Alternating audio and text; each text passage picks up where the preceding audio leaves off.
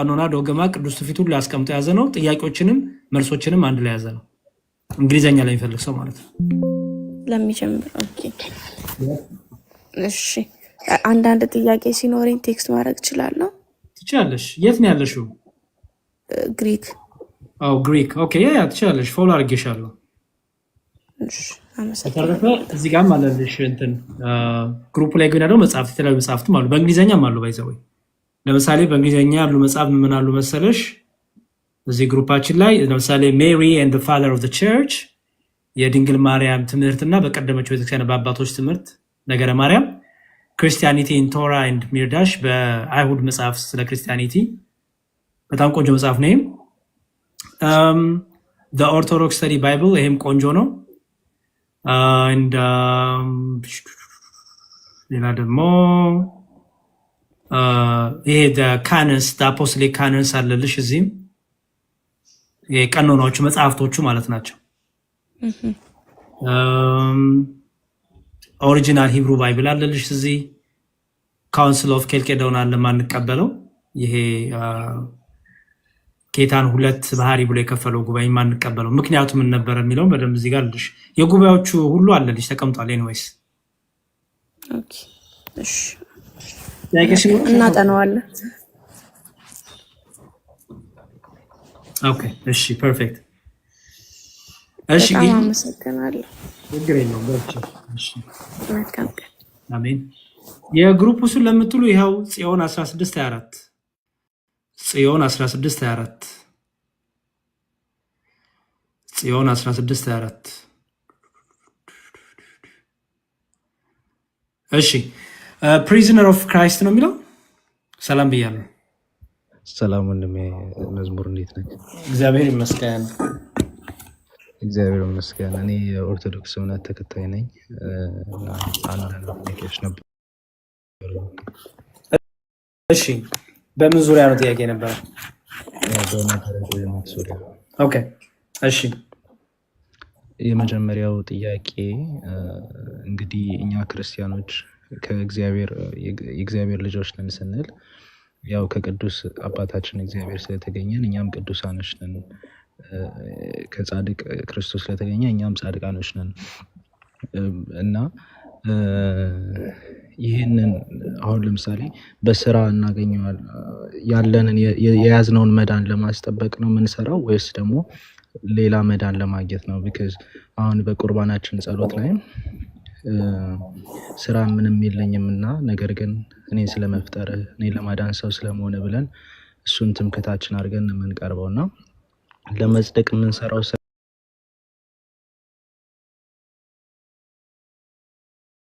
እሺ በመጀመሪያ የድህነት ትምህርታችንን በደንብ ልታስተውለው ይገባል። ድነናል፣ እየዳን ነው፣ እንድናለን የሚለውን ትምህርታችን እንዳትረሳው። ይሄ ኦርቶዶክሳዊ ትምህርት ነው። ይሄ ከሌሎቹ ከፕሮቴስታንትም በተለይ ከፕሮቴስታንቱ ሴክት የሚለየን ምንድነው? ድነናል፣ እየዳን ነው፣ እንድናለን የሚል ትምህርት አለ። መጽሐፍ ቅዱሳዊ ነው። ድነናል ስንል ከእኛ ያልሆነ ከእኛ ያላዋጣንበት እኛ ያልተሳተፍንበት የእኛ ስራ ያልታከለበት እንዲሁ በጸጋው በቸርነቱ እግዚአብሔር አብ የተወደደ ልጁን ልኮ በአባቱን ፍቃድ በራሱን ፍቃድ ወልድ ኢየሱስ ክርስቶስ ሰው ሆኖ በመንፈስ ቅዱስ ፍቃድ ስለየና ስለአንተ ቤዛ የሆነው ኃጢአታችን የተሸከመልን በመስቀል ላይ በደላችን ሁሉ የተሸከመልን ስለኛ ሲል የሞተልን እንዲሁ ጠላቶቹ ሳለን የወደደን። አየው መጽሐፍ ቅዱስ እንደሚለው ጠላቶቹ ሳለን እንዲሁ ወደደን ነው የሚለው። እንዲሁ ነው የተወደድ ነው። ከኛ ስራ ከኛ ያላዋጣው ነገር የለም። ይሄ ኢኒሻል ሳሊቬሽን እንለዋለን። ኢኒሻል ሳሊቬሽን ላይ እኛ አላዋጣንም፣ አልተገረዝንም፣ ህግን አልጠብቀን አይደለም፣ የሆነ የእንስሳት ደም ሰውተን አይደለም። ኢኒሻል ሳሊቬሽናችን በቸርነቱ የተደረገልን ነው። ጠላቶቹ ሳለን ከፍቅሩ የተነሳ ነው። እንዲሁም እንደ መጽሐፍ ቅዱስ የሚለው በልጁ ታረቀን ነው የሚለው። ታረቀን፣ ራሱን የታረቀ ከጥልቅ ፍቅር የተነሳ ራሱ ታረቀን። ከኛማ በበደል በኃጢአት ውስጥ የነበርን ጽድቃችን እንደ መርገም ጨርቅ የነበረ ነው። እርሱ ግን በልጁ ሞት ራሱ ታረቀን። በዚህ በራሱ መታረቅ ውስጥ የእኛ ድርሻ የለበትም። ስለዚህ ኢኒሻል ሳሊቬሽን ምነው ላይ እኛ የለንበትም። ኦኬ አሁን ድነናል አልን። ወደ ብርሃኑ መተናል። በእምነት በጥምቀት በቅዱስ ቁርባን በንስሐ ሆነን ከግንዱ ጋር ተጣብቀናል። ኦኬ ይሄ ከግንዱ የጣበቀው ቅርንጫፍ ግን ዳተኛና ሰነፍ መሆን የለበትም። ትጋት ያስፈልገዋል። ሩጫ ያስፈልጓል፣ መጋደል ያስፈልጓል፣ ፍሬ ያስፈልጓል። አየህ፣ ምክንያቱም አሁን ተጣብቋል ከግንዱ ጋር በመጣበቁ ላይ እሱ ድርሻ የለበትም። ከግንዱ ጋር የጣበቀው ቅርንጫፍ ግን ይቆረጣል። እኛ መዳን ይታጣል ብለን እናምናለን። አንድ ሰው መዳኑን እስከ መጨረሻው ካላጸናው ይታጣል። አሁን እኛ መልካምን ነገር የምናደርገው መልካምን ስራ የምንሰራው ወደ ግንዱ ለመጣበቅ አይደለም። አስተውሎ እንደሚ ወደ ግንዱ ማውረድ ይጣብቀናል በቸርነቱ ከኛ ባልሆነ ስራ። ኢቭን አሁን እንኳን የምንሰራው መልካም ነገር እንደ ቸርነትህ እያልን ነው የምንቆመው። አየህ፣ ምክንያቱም በእኛ ስራ አይደለም ዛሬም ይቅር የምንባለው። ዛሬም ይቅርታው በቸርነቱ ነው። ምክንያቱም እኛ ምን ስለሆነ ደካሞች ስለሆንን እያሰብን እየሰራን እየተናገርን የምንበድልን ከበደል ከኃጢአት የራቅን አይደለም። ለዚህ ነው መጽሐፍ ቅዱስ ሚላል ማንም ኃጢአትን አልሰራውም ቢል አየው ራሱን ውሸታም ነው የሚያደርገው ነው የሚለው። ኃጢአትማ እንሰራለን፣ ንስሐ ግን ተሰጥቶናል። ንስሐ የምትለዋ እድል ማለት ናት። ምን አይነት እድል? ስንወርቅ የምንነሳበት እድል። አየህ፣ ለምን ወድቀን እንዳንቀር ንስሐ ተዘጋጅቶናል። ወድቆ መቅረት መቆረጥ ስላለ ማለት ነው። ትዝ ይል እንደሆነ እነዛ 10ቱ ቆነጃጅት ትዝ ይለዋል አይደል? ወንድም አለ በጣም ጥሩ። ሰነፍም ልባሞች ተብሎ ለሁለት ተከፈሉ አይደል? ግን እኮ አንድ ቦታ ነበሩ አይደለ? ሁለቱ 10ሩ ሲመጡ እኮ እዛ መነሻቸው እኮ አንድ ቦታ ነበር። የተለያየ ቦታ አልነበሩ። በአንድ ቦታ መብራታቸውን ዘይታቸውን ይዞ የተቀመጡ ነበሩ። ልዩነቱ ልባሞቹ ትርፍ ዘይት ይዘዋል፣ ሰነፎቹ ደግሞ ዘይታቸውን ጨረሱ። ዘይት ካለቀ ደግሞ ምን ይጠፋል? መብራት ይጠፋል አይደል? በጣም ጥሩ። ሃይማኖትህን፣ እምነትህን፣ ህይወት የሚሰጠው ምንክ ነው? ምግባርክና ፍሬክ ነው አይደል? ምግባርና ፍሬ ከጠፋብህ የሞተ እምነት ይሆናል። እምነት አየው፣ ቅድም ያዕቆብ ላይ እንዳለው ስራ የሌለው እምነት ምንድን ነው አለ? የሞተ ነው። አየህ፣ ለምሳሌ አንተ እኔ ድኛለሁ ብለህ በክርስቶስ አምኛለሁ ብለህ ምን ብለህ ግን በዝሙት ከተመላለስክ፣ በኃጢአት ከተመላለስክ፣ በስቆ ከተመላለስክ፣ ወንድምን በመግደል ከተመላለስክ ያንተ እምነት ያድናል? ስለዚህ ድነናል። እየዳን ነው ምለው እችን ነው እየዳንን ነው። ምክንያቱም የእኛም ድርሻ ያለ በምን ውስጥ? በኢኒሻ ሳልቬሽናችን ውስጥ አይደለም። አስተውል። ግን ዕለት ዕለት በመዳን ህይወቶችን ውስጥ ግን የኛ ድርሻ አለ። ምን? መንፈስ ቅዱስ ልባችንን ሲያንኳኳ አቤት ብሎ መስማት የኛ ድርሻ ነው አይደለም? ለምሳሌ ክርስቶስ ምን አለ? ማንም እነሆ በደጅ ቆሜ አንኳኳለሁ አላል? ገንጥዬ እገባለሁ ወይስ ቢከፍትልኝ ያለው? ቢከፍትልኝ የሚለው በር የተባለው ታውቃለህ፣ ልብ ነው አይደል? በር የተባለው ልብ ነው። ስለዚህ ልባችን ዕለት ዕለት መንፈስ ቅዱስ ያንኳኳል፣ በቃሉ ያንኳኳል። ተመለስ ይልሃል፣ ኃጢአት ስራ ይወቅሳል። ያንን የመንፈስ ቅዱስን ማንኳኳት ካልተቀበልክ፣ ልብን ካደነደንክ ተቆርጠህ ትጣላለህ። አየው፣ እነዚህ 10ቱ ቆነጃጅት ለዚህ በጣም ጥሩ ትምህርት ናቸው። አስተውል። ወጡ። እነዛ ተመልሰው መጥተው በር ቢያንኳኩ ምን ተባሉ? ተዘግቷል ተባሉ። አየው፣ ወደ ወጡበት እኮ ነው ጌታ የገባው። አየህ፣ መጽናት የሚለው ይሄ ነው። እንግዲህ እነዚህ ዘይት ትርፍ ያዙ የሚለው ዘይት የተባለው ምን ይመስላል? ምግባር ፍሬ አይደለ? እነዚህ አየህ አብዝተው ፍሬን የሚያፈሩ ናቸው። አብዝተው በምግባር ይመላለሱ ናቸው ማለት ነው። አየህ፣ የቆመ ምግባር የላቸውም። አሁንም በትጋት ነው ያሉት። መጽሐፍ ቅዱስ ጥቅሶች ልስጥህና ምን እያልኩ እንደሆነ ሞር ደግሞ ትርጉም ይሰጣል ብዬ አስባለሁ። ቅዱስ ጳውሎስ እንዲህ ያለ ጥቅሶች አንዱ 3 ጥቅስ ልስጥ። እሺ እንዲህ ይላል። ምን እንዴት አይነት የዳነ ሰው ወደ መዳን የመጣ ሰው ወደ ግንዱ የተጣበቀ ሰው እንዴት መኖር እንዳለበት ሲናገር ቅዱስ ጳውሎስ እንዲህ አለ። ምን አለ መሰለ? በዚህ በሁለተኛ ጴጥሮስ መልእክቱ ቅዱስ ጴጥሮስ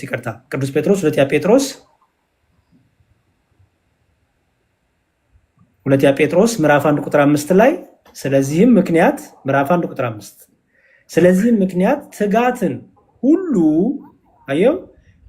ሁሉ እያሳያችሁ በእምነታችሁ ላይ በጎነትን ጨምሩ። ትጋትን እያሳያችሁ በእምነታችሁ ላይ ምንን ጨምሩ? በጎነትን ጨምሩ። በምን ላይ ነው የሚጨምረው አለ? በእምነት ላይ። በጎነት የሚባለው ምንድን ነው? ርኅራኄ፣ ቸርነት፣ ደግነት፣ ለሰዎች ማሰብ፣ ለድሆች ማሰብ፣ ባልንጀራ እንደራስ አድርገህ መውደድ አይደለም በጎነት የሚባለው። ኦኬ በእምነትህ ላይ በጎነት ጨምር አለ። እሺ ደግሞ ሌላም ደግሞ ልጨምርልህ። ቅዱስ ጳውሎስ ደግሞ እንዲህ ብሎ ደግሞ ይመክራል ለዕብራውያን ሲጽፍላቸው ዕብራውያን 6 ከ11 እስከ 12 አሁን እዚህ ጋር ድነናል እየዳን ነው እንድናለን የሚለውን የያዘ ትምህርት በአንድ ላሳየ። ዕብራውያን 6 ከ11 እስከ 12 ምን ይላል? በእምነትና በትዕግስትም የተስፋውን ቃል የሚወርሱትን እንድትመስሉ እንጂ ይላል። አየው በእምነትና በትዕግስት የምኑን ቃል አለ? የተስፋውን ቃል። የተስፋውን ቃል ምን የሚወርሱትን አየ። ገና ያን የተስፋውን ቃል ገና አልወረስንም፣ ወርሰናል። የትኛው የተስፋው ቃል? እናንተ የአባቴ ብሩካን ኑ የሚለው አይደል? ዓለም ሳይፈጠር ዘጋጀላችሁ መንግስት ግቡ የሚለው የተስፋው ቃል ይሄ ነው አይደል? ይሄ ተስፋ ተፈጽሟል?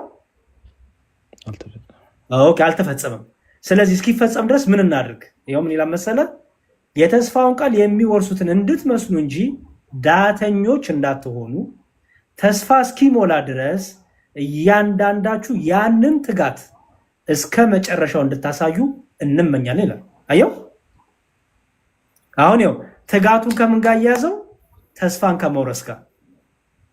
አየህ ይሄ ትጋታችን ተስፋችን እንድንወርስ ምን ያደርገናል?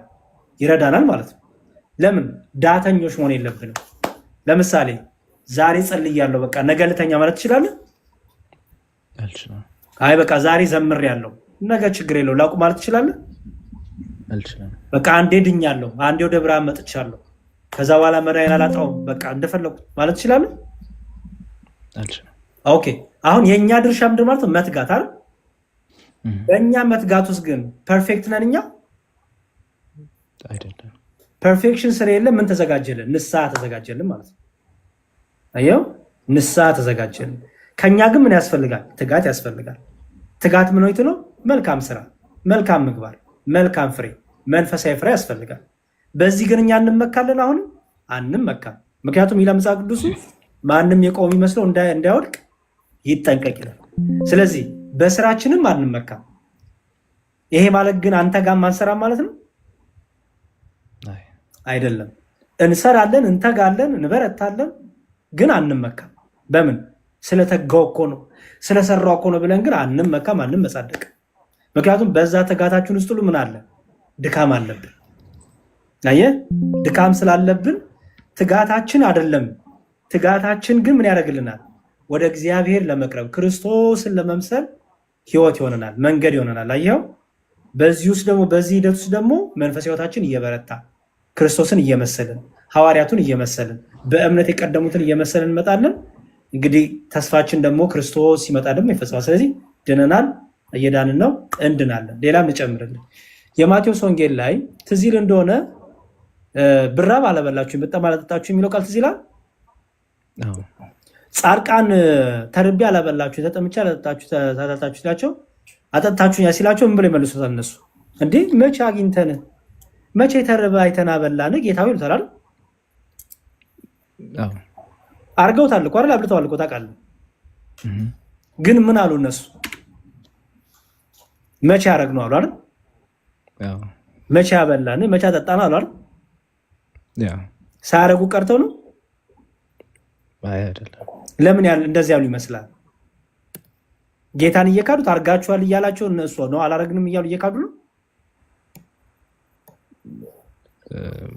ከነርሱ የተቸገረን ሰው እንዳበሉና እንዳጠጡ ማለት ትምክህት አላደረጉም። እሱን በጎነት ቢያደርጉም አየህ ቅዱሳን ትዕቢተኛ አይደሉም።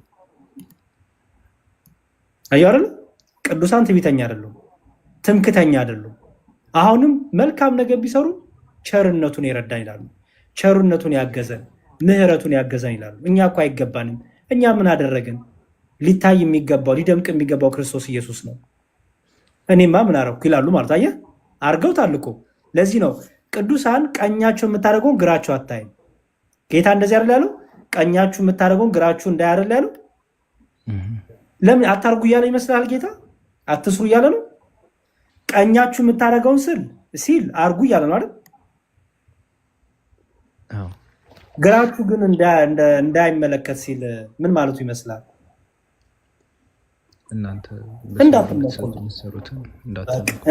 ቸርነቱን አሁንም ቸርነቱን አሁንም ቸርነቱን እመኑ፣ ተደገፉ ላይ። ስለዚህ ማቴዎስ ወንጌል ምዕራፍ 25 ይህን ያሳያል። የመጨረሻው የወይኑ ጠባቂ ታሪክ ትዝ ይልሃል?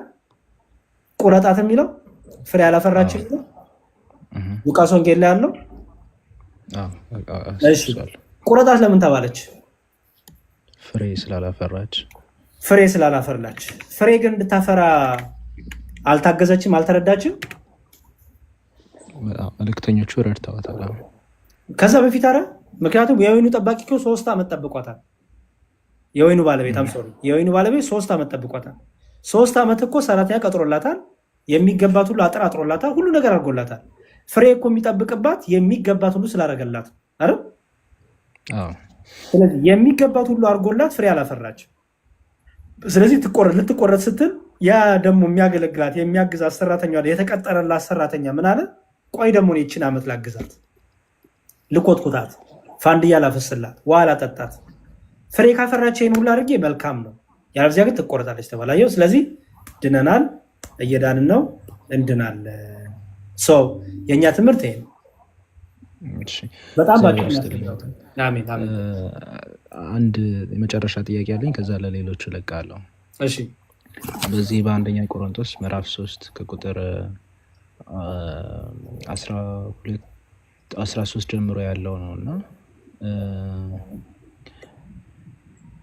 ከቁጥር 14 ማንም በእርሱ ላይ ያነጸው ስራ ቢጸናለት ደመወዙን ይቀበላል። የማንም ስራ የተቃጠለበት ቢሆን ይጎዳበታል። እርሱ ራሱ ግን ያድናል፣ ነገር ግን በእሳት እንደሚድን ይሆናል የሚለው አልገባኝም። ኦኬ እሺ፣ እንግዲህ በደንብ አስተውል። አሁን የሆነሽ ቃል ከመዘዝክ አይገባህም። ስለዚህ ሙሉ ማንበብ አለብህ አይደለ? ምን እያለ ነው የመጣው የሚለው ማንበብ አለብህ። ከላይ ስታነበው የሚጀምረው ምን ብሎ ነው? ወንድሞች የስጋ እንደመሆናችሁ በክርስቶስ ሕፃናት እንደመሆናችሁ እንጂ መንፈሳዊ እንደመሆናችሁ ልነግራችሁ አልቻልኩም አለና ገና ጽኑ መብል ለመብላት አትችሉም ነበር፣ ወተት ትጋትኳችሁ ይላል። ስለ መንፈሳዊ ሕይወታቸው እድገት ነው የሚያወራለው። ገና ስላልበሰላችሁ ጥንቅር ያለውን ትምህርት አልሰጧችሁም። ገና ሕፃን ስለሆናችሁ በአይምሮ ማለቱ ነው ወተት የሆነውን ቀለል ያለውን ትምህርት ሰጧችሁ ይላል። ከፍ ስትሉ ግን አጥንቱን ትወስዳላችሁ አላቸውና ከዛም ይላል እኔ ጳውሎስ ነኝ፣ እኔ ደግሞ እንዲህ ነኝ እያላችሁ አትከፋፈሉ። ምንድን ነው እንደዚህ የምትከፋፈሉት አለና በእነርሱ እጅ ያመናችሁ አገልጋዮች ናቸው፣ ለእያንዳንዳቸው ጌታ እንደሰጣቸው ያገልግሉ አለ። ከዛ አስተውል፣ የእግዚአብሔር እርሻ ናችሁ አለ። አሁን የእግዚአብሔር እርሻ ናችሁ፣ የእግዚአብሔር ህንፃ ናችሁ፣ ከእርሱም ጋር አብረን የምንሰራ ነን። አስተውል፣ ምን አለ? የእግዚአብሔር እርሻ ናችሁ፣ የእግዚአብሔር ህንፃ ናችሁ፣ ደግሞ ከእርሱ ጋር አብረን እንደምን አለ? አብረን የምንሰራ ነን። አየው፣ አሁን አብረን የምንሰራ ምተው እንዳትረሳት። የእግዚአብሔር እርሻዎች ነን፣ የእግዚአብሔር ህንፃዎች ነን፣ ከእግዚአብሔር ጋር ደግሞ አብረን የምንሰራ ነን። ለምን? አዲስ ፍጥረት አይደለን እኛ? አዲስ ፍጥረት የሆንበት ምክንያቱ መልካሙን ስራ ለመስራት አይደለም ቅዱስ ጳውሎስ እንደነገረን። ስለዚህ አብረን የምንሰራ ነን። ዝም ብለን እጃችን አጣምነው ቁጭ የምናደለን። ዕለት ዕለት ክርስቶስን ለመምሰል የምናድግ ነን። በመንፈሳዊ ግብር በመንፈሳዊ ህይወት የምንገለጥ ነን። ኦኬ አብረን የምንሰራ ነን እና የእግዚአብሔር ጸጋ እንደተሰጠኝ መጠን እንደ ብልሃተኛ የአናጺ አለቃ መሰረትን መሰረቱ፣ ሌላው በላዩ ያንጻል። እያንዳንዱ ግን በእርሱ ላይ እንዴት እንደንጽ ይጠንቀቃል። አየው፣ እኔ ያለ ትምህርት ነገርኳችሁ። እንግዲህ አነስኩ ያለው ትምህርትን ነው፣ አንድም ቤተክርስቲያንን ነው። ትምህርትን ሰራውላችሁ። በዛ ትምህርት ላይ ደግሞ ሌሎቹ ይቀጥሉ ነው። ይሄ አፖስቶሊክ ሰክሴሽን አለ፣ አቀባበሎች በሌሎቹ ይቀጥሉ። በየትኛው? በዛ መሰረት ላይ ሌላ ትምህርት የሚቀጥል ካለ ግን ይጠንቀቃል። አየው፣ ግን እንዴት አድርጎ እንደሚቀጥል በዛ ላይ ይጠንቀቃልና ቀጠለና ከተመሰረተውን በቀር ማንም ሌላ መሰረት ሊመሰረት አይችልም አለና እሱም ኢየሱስ ክርስቶስ ነው። ማንም ግን አላው በዚህ መሰረት ላይ በወርቅ ቢሆን በብርም በከበረ ድንጋይም በእንጨትም በሳርም ወይም በአገዳ ቢያንጽ የእያንዳንዱ ስራ ይገለጣል። ምንድነው መሰለ? ይሄ እንጨት አገዳ ምናምን ያለው የሚወጡትን የምንፍቅና ትምህርቶች ነው። ኦልሬዲ ቤተክርስቲያን በክርስቶስ ተመስርታለች። በሐዋርያትና በነቢያት በክርስቶስ ራሷ ሆኖ ተመስርታለች። ሌላ ትምህርት የሚያመጣ ቢኖር እርሱን ይጠንቀቅ እያለ ነው። ቀጠለና አሁን አስተውል፣ በእሳት ስለሚገለጥ ያ ቀን ያሳየናልና። በእሳት ስለሚገለጥ ያ ቀን ያሳያልና የእያንዳንዱን ስራ እንዴት መሆኑን እሳቱ ይፈትነዋል። ይኸው ማንም በእርሱ ላይ ያነጸ ስራው ቢጸናለት ደሞዙን ይቀበላል። አሁንስ ገባ? አስተውል፣ ምን እያለ ነው? ለምሳሌ የእሳት ምንድነው የሚያደርገው? ስንዴውን ከገለባው ይለያል አይደል? ለምሳሌ ክርስቶስ አምላካችን ምን አለ? አውድማውን ሁሉ ያጠረዋል። ማን ነው? ዮሐንስ ሲናገር አውድማ ስለ ክርስቶስ ሲናገር አውድማውን ያጠረዋል። መንሹን በእጁ ነው አይደል የሚለው? አዎ። ያ ደግሞ የማይጠቅመውን ደግሞ ፍሬ የማያፈራውን ደግሞ ወደ እሳት አይደል የሚጨምረው? ስንዴውን ከገለባው የሚለው በእሳት አይደል የሚለየው? ስለዚህ አንድም በእሳት ይገለጣል ሲል ሐሰተኛ ትምህርት ከእውነት ትምህርት፣ እውነተኛው መሰረት ከሐሰተኛው ትምህርት በእውነት በእሳት በእውነት በቃለ እግዚአብሔር ይገለጣል፣ በእውነት ትምህርት ይገለጣል። አንድም ደግሞ ጌታ ሲመጣ ደግሞ መናፍቃን በፊቱ አቆሙ። እናየ እናንተ ርጉማን ሂዱ የሚባሉ አሉ። እንዲሁም ትዝ ይል እንደሆነ ምን አለ ጌታ በምሳሌ ሲያስተምር እስከ አጨዳ ድረስ አብረው የቆዩ አረሙንና እንትኑን አብረው ሊያጭዱ ሲሉ ትዝ ይላል። አብረው ሊያጭዱ ሲሉ ምን አለ? አይ እስከምን ድረስ ይቆዩ አለ? እስከምን ድረስ? እስከ መኸር ድረስ። መኸር ላይ ምን ስለሚሆን? የአጨዳ ጊዜ ስለሚመጣ አይደል? አሁን ካጨድኩ አብረህ ታጭደዋል። አየው፣ ተደበላልቋል ማለት ነው። የማጨድ ጊዜ የመኸር ጊዜ ሲመጣ ግን የመሰብሰብ ጊዜ ሲመጣ ይለያሉ። ስለዚህ ከመሰረቱ የወጣ ትምህርት ካለ ይለያል። አንድ ቀጠልና ደግሞ ግን ደግሞ በእርሱ ላይ ደግሞ ያነጸ ከሆነ በክርስቶስ ላይ አየህ ያነጸ ቢሆን ግን የእርሱ ትምህርት የጸና ነው። አየው የእርሱ ትምህርት የጸና ስለሆነ እሱ ደግሞ ደሞዙን ይቀበላል ወይም ዋጋ ይሰጠዋል ማለት ነው። እምነትን፣ ትምህርትን፣ ሃይማኖትን ጸንተህ ብትጠብቅ ምን ታገኛለህ? ዋጋ ታገኛለህ። ሌሎችም ያንን እምነት አጽንተህ ብታሸጋግር ዋጋ ታገኛለህ እያለ ነው። ከላይ ያለው ዋጋ የማያሰጥህን ነገር ይነግራል፣ ከታች ደግሞ ዋጋ የሚያሰጥህን ነገር ይነግራል ማለት ነው። ቁጥር 15 የማንም ስራ የተቃጠለበት ቢሆን ይጎዳበታል፣ እርሱ ራሱ ግን ይድናል። ነገር ግን በእሳት እንደሚድን ይሆናል። የእግዚአብሔር ቤተ መቅደስ እንደሆናችሁ የእግዚአብሔር መንፈስ እንዲኖርባችሁ አታውቁምን? ማንም የእግዚአብሔር ቤተ መቅደስ ቢያፈርስ ይላል። አየው የማንም ስራ የተቃጠለበት ቢሆን ይጎዳበታል፣ እርሱ ራሱ ግን ይድናል። እንዲሁም ቆይ ትርጓሜያችንን ላሳይ። ትርጓሜ ተጠቀም። እንደዚህ አይነት ታይም ላይ ትርጓሜ ተጠቀም፣ በጣም ይረዳል። አንዴ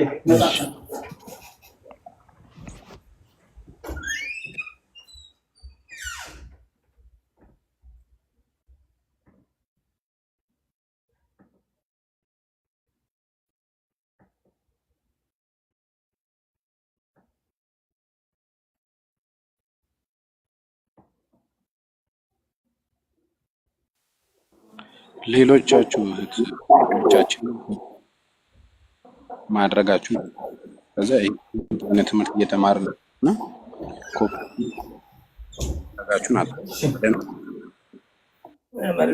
ተመልሰናል። መጽሐፍት በዛው ልጠቁምህ። ኢትዮጵያ ነው ያለው አይደለሁም? ኦኬ። እነዚህ 3 መጽሐፍ ብትገዛ በጣም ሪኮመንድ አደርጋለሁ። ስለ ቅዱስ ጳውሎስ መልእክታት ትርጉም በደንብ ማወቅ ከፈለግ ይኸውልህ ይሄ በጣም ቆንጆ መጽሐፍ ናቸው። እነዚህ የሐዋርያው ቅዱስ ጳውሎስ መልእክት ከኤፌሶን እስከ ዕብራውያን ያለ ነው። ይሄ በመጋቢ ስቡ አዳምጤ ፒክቸር ውሰድ። በፒዲኤፍ የለም፣ በመጽሐፍ ነው ያለው። ከአንድምታው ጋር ተመሳሳይ ነው። አዎ ግዕዙን ይሄ አማርኛውን ለቅሞ ነው ያወጣው። እሺ ሁለቱንም አሳያለሁ፣ ችግር የለውም። ሰው ይሄ አንደኛው ነው፣ ከኤፌሶን እስከ ዕብራውያን ያለው ነው። ይሄ ደግሞ ዮሐንስ ወንጌል ትርጓሜ ነው። እሺ ጸሐፊው ራሳቸው ናቸው። ይሄ ደግሞ አሁንም ከሮሜ እስከ ገላትያ ያለው ነው። በጣም ቆንጆ መጽሐፍ ነው። የሚገርም በጣም እኔ በጣም ነው የምጠቀምበት እና ከአባቶች ትምህርትም ያጣቅሳሉ። ምን ይላሉ? ለምሳሌ አሁን አንደኛ ቆሮንቶስ ምዕራፍ 3ን እኔ ላሳየ ምን ብለው እንደተረጎሙት ገጹ 204 ላይ ነው መሰለኝ። እሺ ያው ገጹ 204 ምን ይላል? ቁጥር 13 12 ነበር አከኛለ። እሺ ይሄው 12 15 ላይ ነበር ነው። ኦኬ ከ10 ይሄው ለዚህ ጋር ላሳይ። ይሄው ከተመሰረተው በቀር ማንም ሊመሰርት አይችልም፣ እርሱም ኢየሱስ ክርስቶስ ነው ሲል ይላል። ክርስትናው ከተመሰረተ በኋላ ሌላ የእምነት መሰረት አያስፈልግም። አየው ሐዋርያው ሌላ መሰረት መመስረት እንደማይቻል ከማስጠንቀቂያም በላይ የተመሰረተው መሰረት ኢየሱስ ክርስቶስ መሆኑን ያስረድቷል። መሐንዲሱ ካወጣው ፕላን ውጪ የሚያንስ አናጺ እንደሚቀጣ ሁሉ ሐዋርያት ካስተማሩት ትምህርት ውጪ ተቃራኒ የሆነ ትምህርት የሚያስተምርም አስተማሪ ዘላለማዊ ቅጣት ይቀጣል አለና ማንም ግን በዚህ መሰረት ላይ በወርቅ ቢሆን በብርም በከበረ ድንጋይም በእንጨትም በሳርም ወይም በሌላ ቢያንስ የእያንዳንዱ ስራ ይገለጣል። ወርቅና ብር የከበረ ድንጋይም ሃይማኖትን ስነ ምግባርን የሚያመለክቱ ሲሆኑ እንጨትና ሳር አግዳም የኃጢአት የሚገልጡ ናቸው ይላል።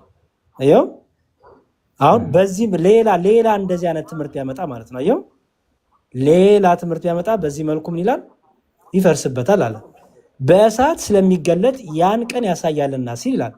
በእንጨትና በሳር በአገዳም የተሰራ ቤት በቀላሉ በእሳት ሲቃጠል ይችላል። አየው ስራው ደካማ መሆኑ ይታወቃል። በክርስትናው ውስጥም ኃጢአተኛውን ሰው ፍትሐ እግዚአብሔር ወይም የእግዚአብሔር ፍርድ ይመረምረዋል። ነገር ግን እርሱ እንደ አንጥረኛ እሳት እንደ አጣቢ ሳሙና ነውና የሚመጣበትን ቀን መታገስ የሚችል ማን ነው? እርሱስ በተገለጠ ጊዜ የሚቆም ማን ነው? እርሱም ብር እንደሚያነጥርና እንደሚያጠራ ሰው ይቀመጣል። ሚልክያስ 3:23 ከ2-3 እግዚአብሔርን የሚያውቁትን ለጌታችን ለኢየሱስ ክርስቶስ ወንጌል የማይታዙትን ይበቀላል እንደሚል ብሎ ያስቀምጥላል። አየው ስለዚህ ይሄ ያ ጊዜ ይገለጣል በእሳት ይፈትነዋል የሚለው ቅድም ያልኩን ይኸው እንዲሁም በጥሩ ቋንቋ አስቀመጡልን። አንድ አይነት ኮንሰፕት ማንም በእርሱ ላይ ያነጸው ስራ ቢጸናለት ደሞዝ ይቀበላል ሲል ደግሞ ይላል አናጺው የሰራው ቤት ተገምግሞ ወይም በእሳት ተፈትኖ ስራው ጠንካራ መሆኑ ከተረጋገጠ ሙሉ ደሞዙን ይቀበላል። ክርስቲያናዊ ስራው መንፈሳዊ ሕይወቱ በእግዚአብሔር ተመርምሮ መልካሙን የተገኘለት ክርስቲያንም ሰማያዊ ዋጋውን ያገኛል ለማለት ነው ይላል። አየው የማንም ስራ የተቃጠለበት ቢሆን ይጎዳል። ምን ማለት ነው? ደካማው መሐንዲስ የሰራው ግንብ ከተናደበት ታላቅ ኪሳራ ውስጥ ይገባል። አንድ ክርስቲያንም የሚሰራው ስራ ሁሉ የኃጢአት ስራ ከሆነበት ኢየሱስ ክርስቶስ አላውቅህም ይለዋል። የዚያን ጊዜም ከቶ አላውቃችሁም እናንተ አመፀኞች ከኔ ራቁ ብዬ እመሰክርባችኋለሁ ብሏልና ብሎ ማቴዎስ 7:23 ያስቀምጣል። አየው የማንም ስራ የተቃጠለበት ቢሆን ይጎዳል። አየው የሚለውን አሁን የተቃጠለበት ሰርቷል ግን ተቃጠለበት ይላል። አየው ስለዚህ ምን እያለ ነው አለ? መልካም ስራ ሰርቶ ጀምሯል፣ መንፈሳዊ ህይወቱን ቀጥሏል። ግን መጨረሻ ላይ ግን በምን ቢጨርሰው ማለት ነው? በኃጢአት ቢያጠናቅቀው ምን ይባላል? ይጎዳል አይደለም የሚለው? ይጎዳል የሚለው ምንድነው? ከጌታ ከኔ ራቅ ይለዋል ማለት ነው። ትዝ ይል እንደሆነ እኛ እኮ በስም እንዲያርገናል የሚሉት ትዝ ይልሃል? አላቃችሁ የሚላቸው እንግዲህ በምግባር በፍሬ እምነታቸውን በህይወት ስላልገለጡ ነው። ከዛ እርሱ ራሱ ግን ይድናል፣ ነገር ግን በእሳት እንደሚድን ይሆናል። ቁጥር 15 አጠቃላይ ሐሳቡ በጳውሎስ ዘመን የተሰራ ቤት በእሳት እንደሚፈተን የሚያሳይ ሲሆን ቤቱ የማይቃጠልበትና የሚቃጠልበት ባለሙያ መኖሩንም ይገልጣል። እርሱ ራሱ ግን ይድናል፣ ነገር ግን በእሳት እንደሚድን ይሆናል የሚለው ለመግለጥ አንድምታው ትርጓሜ በጳውሎስ ዘመን የነበረውን የቤት አሰራር ልምድ እንደሚከተለው ይተርካል። ላዩን ግብዝ አድርጎ ውስጡን እያጸና የሰራውን ሰው ግባ ብለው በላይ በእሳት ያያዙታል። ላዩን በልቶ ያጠፏል። ራሱ ባለቤቱ ባወጣው ዋጋ ይገዙታል። ላዩን አስጊጦ ውስጡን ግብዝ ወይ ደካማ አድርጎ የሰራውንም ሰው ግባ ብለው በእሳት ያያዙታል። ላዩን በልቶ ውስጡ እንዲህ ሲጀምር በአፈር በውሃ እሳቱን አጥፍተው ሰውየው ይወጣል፣ በአነስተኛ ዋጋ ይገዙታል ይላል። ይህም ክርስቲያኖች ኃጢአት ሰርተው ይላል ኃጢአታቸው በንስሐ ተሰረዩላቸው ከእግዚአብሔር ጋር ታርቀው እንደሚድኑ ለመንገር የተመሰለ ምሳሌ ነው።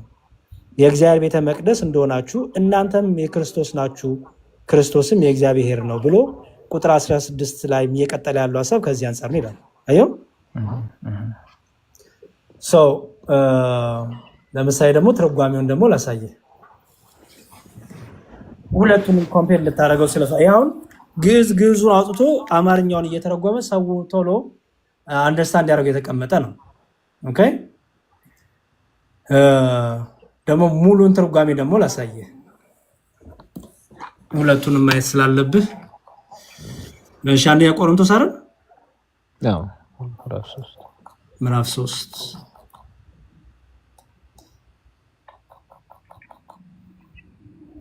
እሺ ምዕራፍ 3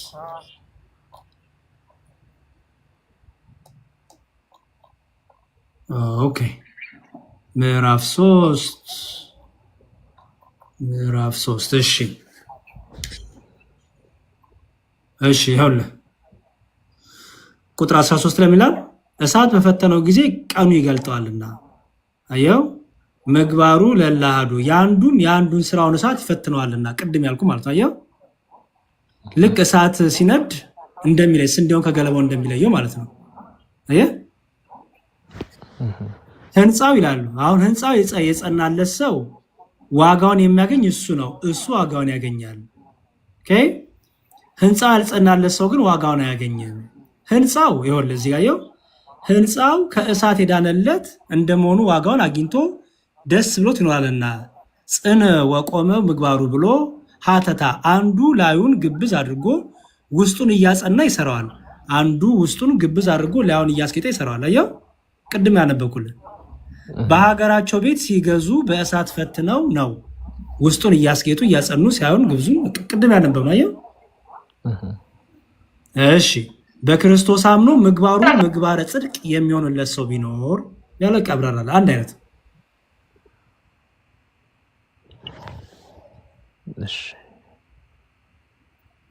ትርጓሜ በደንብ ተጠቀም። አሪፍ ትርጓሜዎች በጣም ብዙ ይረዳዋል። እሺ በጣም ነው የማመሰግነው። እንግዲህ እግዚአብሔር ይስጥልኝ። በጣም አሜን። በርታ። መጽሐፉ የምታገኝ ሪኮመንድ አደርጋለሁ። በተለይ የጳውሎስ መልእክታት 14ቱም ትርጓሜ ቢኖር ብዙ ይረዳል። ፒዲኤፍ አለኝ። ይሄ ፒዲኤፍ የለውም፣ ይሄ በመጽሐፍ ነው ያለው። እኔ ከኢትዮጵያ ስልኬ ነው ራሱ። እሺ እንትን እላለሁ፣ ስክሪንሾት አንስቼዋለሁ። እንትን እላለሁ። እሺ እግዚአብሔር ያክብርልኝ። አሜን። እሺ ኪቡኩ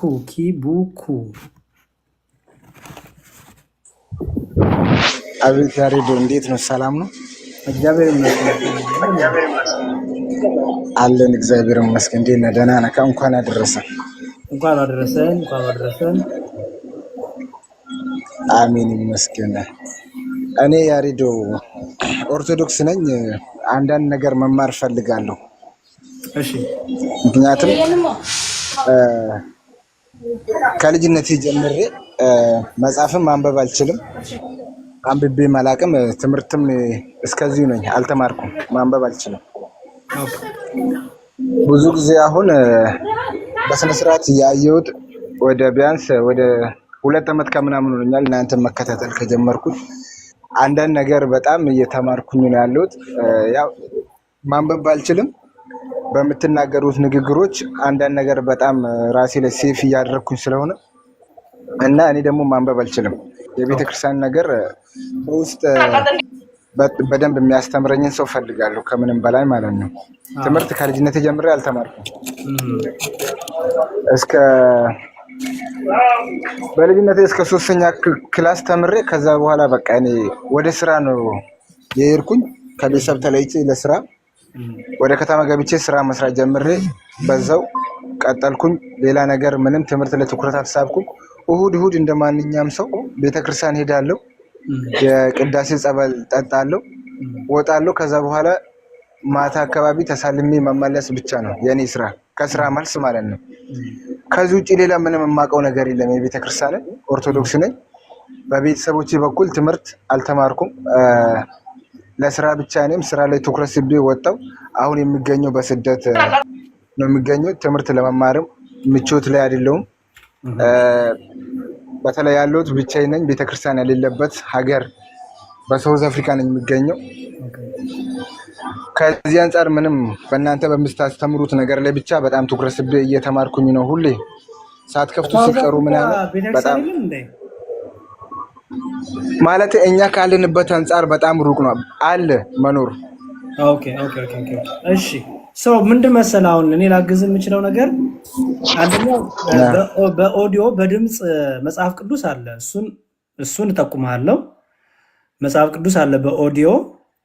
ሁለተኛ ደግሞ ዩቲዩብ ትምህርቶች ዩቲዩብ ጆሮ ላይ አድርገህ እያዳመጥክ ስራ መስራት ትችላለህ። እርግጠኛ ነኝ ግን ሳውዝ አፍሪካ ቤተክርስቲያን እንዳለ አውቃለሁ። ብዙዎቹ ለአገልግሎት ስለሚሄዱ ስለማይ ግን በጣም ሩቅ ቦታ ከሆነ በስራ ምክንያት ርቀህ ካለህ ግን ዩቲዩብ ላይ በጣም ብዙ ዲያቆን ሄኖክ ኃይሌ ቆንጆ ትምህርቶች አሉት። አዲስ ዩቲዩብ ቻናል ከፍቷል። የአባ ገብረ ኪዳን ትምህርት በጣም የሚገርም ትምህርቶች አሉ። የነቀይ ይዘበናሉ። የማህበረ ቅዱሳን ቻናሉ ስገባ በጣም ብዙ አሉ። አሁን እኔን አስተምረኝ ቀን በቀን ብትለኝ እኔም በሩጫ በህይወት ሩጫ ነው ያለሁት። አየህ ሰው ሌሎቹንም ወንድሞች ሊያስተምሩ ይችላሉ፣ ግን በደንብ እስከ መጨረሻው ሁሉም በየራሱ ሩጫ ውስጥ ስላለ ሲመቸን እየተገናኘን ካልሆነ ደግሞ ምን እናደርጋለን? ዩቲዩብ ሊንኮች እየላኩልን ለምሳሌ ልክ ያን አዳምጠህ ስጨርስ እጠይቃለሁ ጥያቄ። አየህ በሱም ማገዝ እችላለሁ። ለምሳሌ የሆነ ትምህርት ልክልሃለሁ ታዳምጥና 2 ቀንም 3 ቀንም የሚፍጅብህ 4 ቀንም የሚፍጅብህ አላቅም ብቻ የሚፈጅብህን ጊዜ ፈጅቶብህ ስጨርስ ጨርሱ ትለኛለህ። ከዛ ምን ያህል ተረዳኸው ምን ያህል አወቅኸው የሚለውን ደግሞ እጠይቅሃለሁ፣ እፈትንሃለሁ ማለት ነው። እንደዛ እያደረኩኝ በዛ ማገዝ እችላለሁ። ምን ይመስላል? አሪፍ ነው ያሬድ ነው፣ ደስ ይለኛል በጣም ማለት ነው። አሁን ቤተክርስቲያን የለም ያልኩበት ምክንያት አንደኛ ነገር ለመሄድም አጎቶቼ ወንድሞቼ ምናምን በሌላ ቤተ እምነት ውስጥ ነው ያሉት። ልሄድ ብላቸውም አይፈቅዱልኝም ከስራ አንጻር። ሄጄም አላቅም። አንድ የአጎቴ ልጅ አለ፣ እሱ ብቻ ነው እሱ ይፈቀድለታል። የራሱ ሱቅ አለው፣ እሱ ይሄዳል። በዓል ሲመጣ ምናምን በጾም ጊዜ ምናምን ይሄዳል። እንደዚሁ የሆነ ነገር ምናምን ቅዱሳን ስዕላት አምጥቶ ምናምን እነሱ ሳቁ አምጥቶ ሰጥቶኝ ነበረ። በዚሁ ምክንያት በቃ የተወሰነ ይሄንን እንዴት ከየት አመጣ ምናምን ብሎ በጣም ብዙ ጫና ደረሰብኝ። ከዚህ አንጻር ለመጠየቅም ፈልጌ ላርግ በቃ ፎሎ አድርገው በስልክ በውስጥ በደንብ እናወራለን። እልክልሃለሁ። በቃ ትምህርቶች ቀላል ነው። አይዞ ምንም ይኸው ወንድሞች አለን፣ ወደ 740 ወንድሞች አሉ። ሌሎችም እዛ አሁን አንተ መውጣት ትችላለህ። ቤተክርስቲያን አንድ ሰው የሚወስድ ቢኖር መውጣት ትችላለህ። ቢያንስ አሁን እኔ እዚህ ሀገር ከመጣሁ 3 ዓመት ሆኖኛል። ብራዘርን እየጠየቅኩት ነበረ። በዚህ አሁን በዓል እየመጣ ነው፣ የጾም ጊዜ አልቀርም ሄዳለሁ ብዬ እየነገርኩት ነው። ምናልባት ከፈቀደልኝ አላቅም፣ ታላቄ ነው፣ እሱን ጠይቃለሁ። ከፈቀደልኝ ሊሄድ እችላለሁ። የሚሄድ ሰው አለ ከአካባቢ ማለት ነው። ጥሩ ብቻ እስቲ በውስጥ የሚያወሩ ሰዎች ይኖራሉ። በቃ እኔ አውርቼ ከአሬንጅ አድርጌልህ አገናኝሃለሁ። እሺ መልዬ በቃ አወራለሁ። በቃ ጥሩ ስልኬን ላስቀምጥ፣ በውስጥ አስቀምጥልኝ፣ ቴሌግራምን ወይም ዋትስአፕን አስቀምጥልኝ። እሺ አስቀምጥልሃለሁ። በቃ አይዞህ። እሺ ወንድም አለን በደንብ እናግዝሃለን። አይዞህ። አረ ችግር የለውም። በዚህ እንኳን አሁን የሆነ እንትን መልሰልኛል። የጠየቁት ጥያቄ ልጠይቅ ነበረ። እየዳን ነው ከምለው አንጻር አንድ የአክስቴ ልጅ አለ እዚህ። እንደዚሁ ስንጠያየቅ እኔ ድኛለሁ፣ እየዳንኩ ነው፣ እድናለሁ የምለው ትምህርት ጠይቆኝ ነበረ። ከዛን አሁን አንተ የመለስከው ለዛኛው ልጅ ነግረከው ነበረ። ከዛ እኔ የመለስኩትን በቃ ትክክል ነኝ፣ በዚህ አሁን ከአንተ ሰምቼ ትክክል ነኝ የመለስኩለት ብዬ ራሴን ሴፍ ያረኩት ነገር ስለሆነ ምንም አልልም። ሴፍ እያረኩ ነው ብዬ ራሴን እንትን እያልኩ ነው። አይዞህ ደግሞ በውስጥ በደንብ እናወራለን። እሺ ያሬዱዬ በጣም አመሰግናለሁ። እግዚአብሔር ያክብርልኝ። ባላችሁበት እግዚአብሔር ይጠብቃችሁ። ሁላችሁም ሰላም ለሀገራችሁ ያብቃችሁ። አሜን። ሁላችንም አሜን። ወንድማለን። እሺ አባታችን ቡራኬ ድረሰን ይፍቱን ይባርኩን። መዝሙራችን እንዴት አሉ? እግዚአብሔር ይመስገን። ከላይም ከታችም ያላችሁ እስከ ሞት ድረስ በወደድና ባፈቀረን በልዑል እግዚአብሔር ፍጹም ሰላምታ በእኛ እንደምን አደራችሁ፣ በእናንተ እንደስ አመሻችሁ አላችሁ። እግዚአብሔር አምላክ ለሁላችንም የምናስተውልበትን ልቦናን ዝነስቦናችን ይክፈትልን። ሰላም እግዚአብሔር ከሁላችን ጋር ይሁን። ጥሩ አይዲያ ነው ዛሬ ያመጣው፣ ጥሩ ሀሳብ ነው። ጥያቄ ሁልጊዜ መማር ብቻ ሳይሆን ደግሞ የኛ ልጆች ራሱ ብዙ የማናውቀው ስላለን መጠያየቃችን ጥሩ ነው። በጣም ጥሩ ነው ያረከው፣ ጥሩ ሀሳብ ነው፣ ተመችቶኛል። እኔም እያዳመጥኩ ነው። አንዳንድ በንስሐም ጥያቄም ካለም እኛም እንላለን። እግዚአብሔር አምላክ ከሁላችን ጋር ይሁን። አለን። ቀጥል። እሺ አልወሰድብህ። እሺ እንኳን መጡልኝ። ጥሩ እንዲሁም ከንሳ አባት ጋር የተያዘ ከአባቶች ጋር የተያዘ ጥያቄ ያው እኔ እንደማልቀበል ታውቃላችሁ። እኔ ገና ዲያቆን ነኝ። ከፍ ወዳለው ማድረግ ስደርስ እንግዲህ ያው በደንብ እንገናኛለን ይዛለት። ለጊዜው ግን አሁን አባቶች ካሉ ከአባቶች ጋር ታወራላችሁ ማለት ነው። እሺ አንቺ ሰላም ብያለሁ። ኦርቶዶክሲያን ብቻ ነው የምትገቡ እዛ። ሌላ ተቃራኒ እምነት ያለው ሰዎች እንዳትገቡ ብያለሁ። አሁን ኦርቶዶክሳን ወንድሞቼ እግዚአብሔር ጋር ብቻ ነው የማወራው። ሰላም አንተሽ? እግዚአብሔር ይመስገን አለ ያሬዲ። እግዚአብሔር ይመስገን። ሰላም ላንተ ይሁን። ምን እንታዘዝ? ጥያቄ አለ? አንድ ጥያቄ እና አንድ ደግሞ ያው ኖርማሊ ስላገኘው ደስታዬን ለመግለጽ ነው የፈለኩት። ሁሌ ድምፅህን ስሰማ እኔ ሰንበት ትምህርት ቤት ውስጥ ነው ያደግኩት። አሁንም በሰንበት ትምህርት ቤት አለው። በህይወት ትንሽ ብርቅም ወንድም ነበረን ያስተማረን ህፃናት ሆነን። አሁን በውጭ ሀገር ነው የሚኖረው ልክ እንዳንተው። እሱን ያገኘሁት ያክል ነው የሚሰማኝና በጣም የታላቅነት ሞገስ ያለ ወንድማችን ነህ። እግዚአብሔር ሞገሱን አሁን የሚስጥህ፣ ትዳርን ይባርክልህ። በጣም ከልቤ ነው የማወራህ። ብዙ ነገሮች ነው በቃ እሱ የሚያወራኝ ነው የሚመስለኝ። በጣም የሚገስጸን የሚቆጣን፣ በፍቅር የሚቆጣን ወንድማችን። ስሙን መጥቀስ ካስፈለገ ልዑሌ ይባላል። እሱን ነው የምትመስለኝና በጣም ደስ ብሎኛል ስላገኘው። እሱን አንደኛ ለማለት ነው። ክበርልኝ። መብርሃን የልብን መሻት ሁሉ ትፈጽምልህ። ከዛ ባለፈ ምናልባት አባታችን ከገቡ ከንስሐ ህይወት ጋር በተመለከተ ከንስሐ አባት ጋር በተመለከተ አንድ ሰው የንስሐ አባት ይዞ በተለያየ እኔ ፕራክቲካል የሆነ ጥያቄ ነው የምጠይቀው። በተለያየ ምክንያት መጀመሪያ የነበሩኝን አባት አክቲቭሊ ማግኘት አልቻልኩም ነበር። ከዛ በኋላ ግን ወደ ቅዱስ ቁርባን ወይ ደግሞ ወደ ሚስጥራትን ለመካፈል ስል ትዳር በሚይዝበት ሰዓት ድንገት ውጭ ነበሩ የኔ አባት የነበሩት ለአገልግሎት ወጥተው። ወዲያው ምንድን ነው ያደረግነው? በአጠገባችን ያሉ አንድ ደብር ላይ ሄደን በአጠገባችን ያሉ አንድ አባት አግኝተን እንደዚህ ሆነን ነበር። አባታችን ያሉት በአገልግሎት ሩቅ ስለሆኑ ምን እናድርግ፣ የግድ ደግሞ ስርዓቱን መፈጸም አለብን ብለን ከነገርናቸው በኋላ ከእሳቸው ጋር ቀኖና ተቀብለን ስርዓቱን ፈጽመናል። ሰርጋችንን በዛ ልክ አልፏል። ክርስትና የነሳ አባት የሚመጡ ከዛ በኋላ ነው። በአጋጣሚ ግን በጣም ቢዚ አባት ስለነበሩ አሁንም ቢሆን በጣም ቢዚ ናቸው።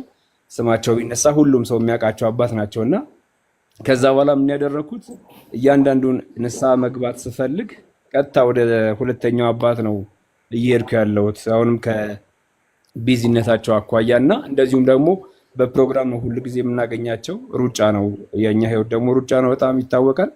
ከዛ አኳያ ሁለተኛው አባት ጋር በንስሐ ህይወት እየተመላለስኩ ነው ያለሁትና እንደ ክርስትናው ያው ስርዓቱን መፈጸሙ ትልቅ ነገር ቢሆንም ክፍተት አለው ወይ የሚለውን ነገር እንድታብራሩልኝ ወይ ደግሞ እንድታግዙኝ ነበረ። እሺ ቀሲስ ሰምቶታል አባታችን? አዎ ሰምቼዋለሁኝ። እሺ ሀሳብ ይስጡት። አዎ ልክ ነው። እኛም ጋር አሁን እንደዚህ ያለ ጉዳይ ብዙ ጊዜ ይመጣል። ከኔም ጋር ብዙ ነገር የሚደርሱ ነገሮች አሉ። በተለይ በዚህ በንስሐ አባት አካባቢ ላይ አለመኖርና በመኖር ምክንያት እንደ አጋጣሚ ሆኖ አሁን የሱ ያለው ልጆች የብዙ ልጆች ጥያቄ ነው። በዚህ ሀገር ቤት ያላቸው ንስሐ አባት ውጭ ሀገር ሲወጡ ስልክም እነዚህ አባቶች አይኖራቸውም። እንዲህ ሚዲያ ላይም ደግሞ ስለማያገኟቸው የኔ ነው የሆነ ድምጽ የሚሰማው እንጃ ከኔ ጋር ነው። ቆይስ ሚውት ላድርገው እኔ። ቆይ እስኪ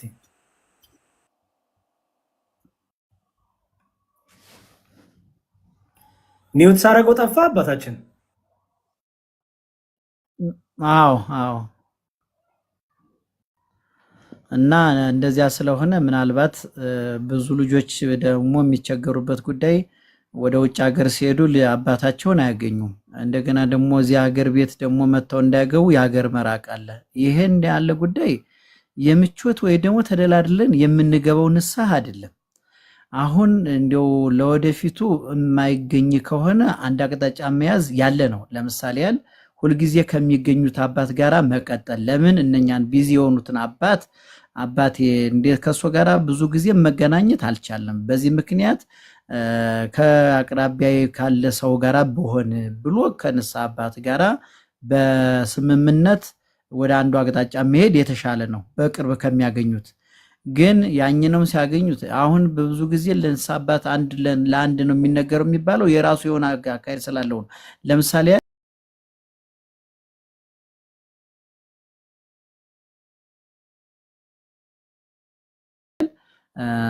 እያሉም እኮ አይሳቸው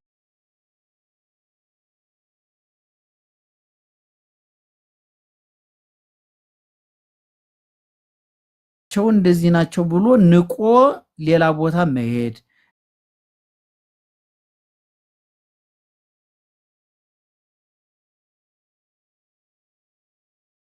እንደገና ደግሞ በየሄዱበት ንስሐ መግባት ይሄ ከአንድ አባት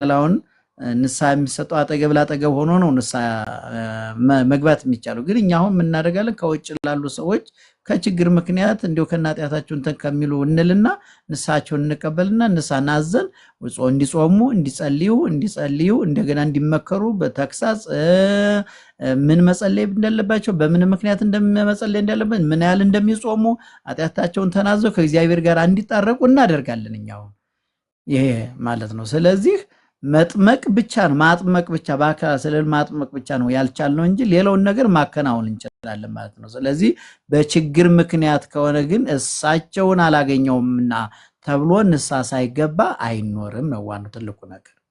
ስለዚህ አንተ የሚያረከው ካገኛቸው በምታገኝባቸው ምክንያት ሁልጊዜም ቢሆን ከእሳቸው ጋር ንስሐ መቀጠል ሁልጊዜም ደግሞ ለቋሚነቱ ግን አሁን እዚህ ጋር መወሰን አለብህ አንተ እንደኛ እሳቸውን ካገኘ ከእሳቸው ጋር መቀጠል ብዙ ጊዜ የማይገኙ ከሆነ ብዙ ጊዜ ከምታገኛቸው አባት ጋር እንድትቀጥል መስማማት ከእሳቸው ጋር ያለብህ ለማለት ነው።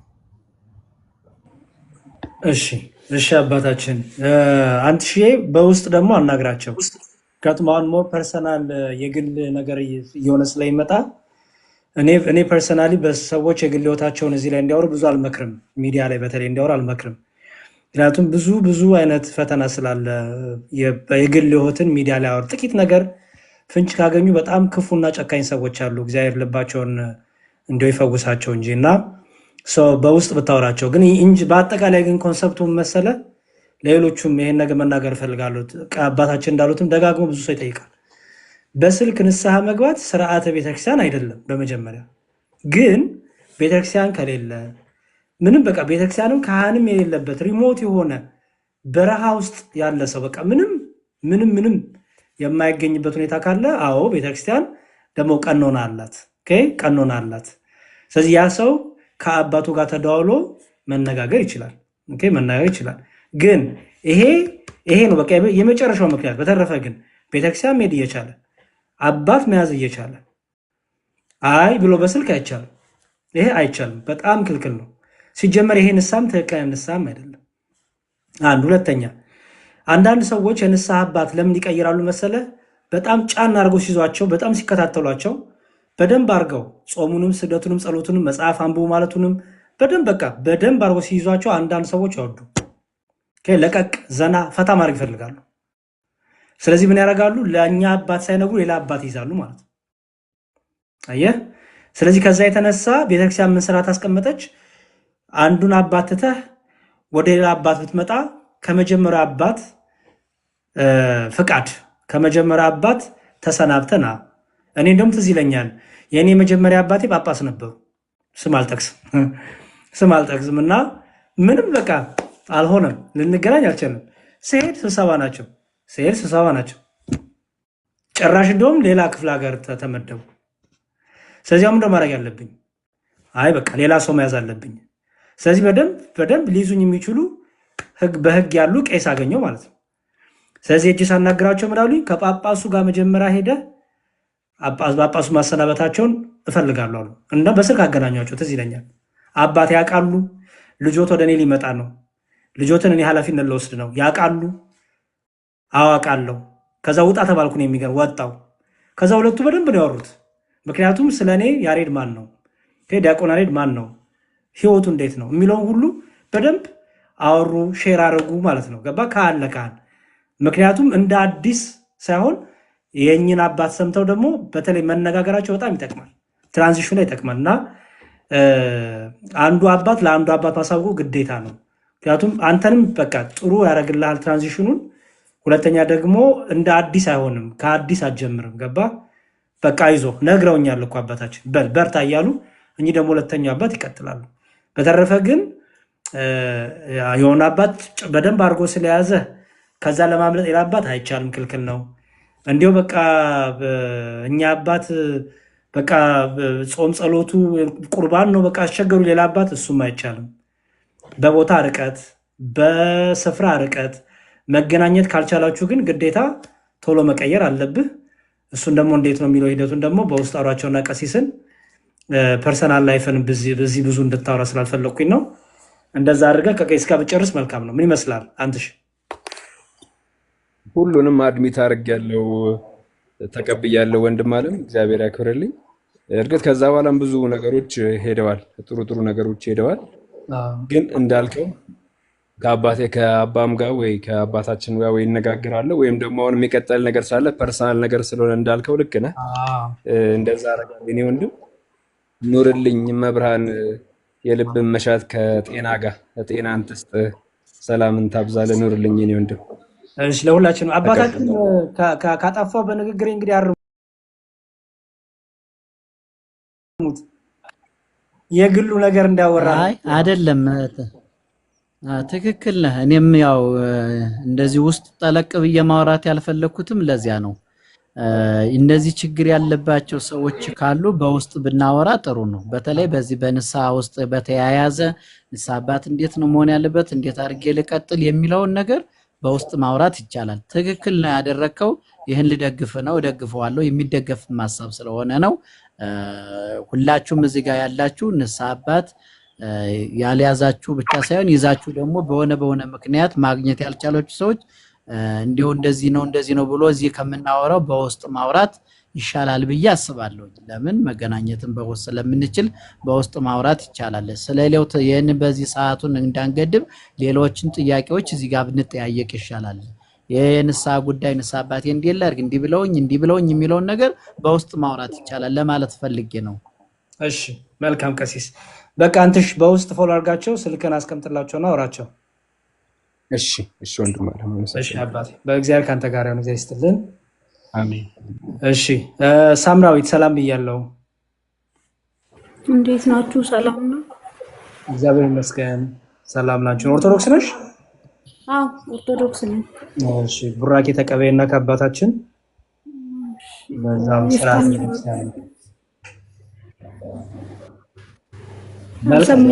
እግዚአብሔር ይባርክልን።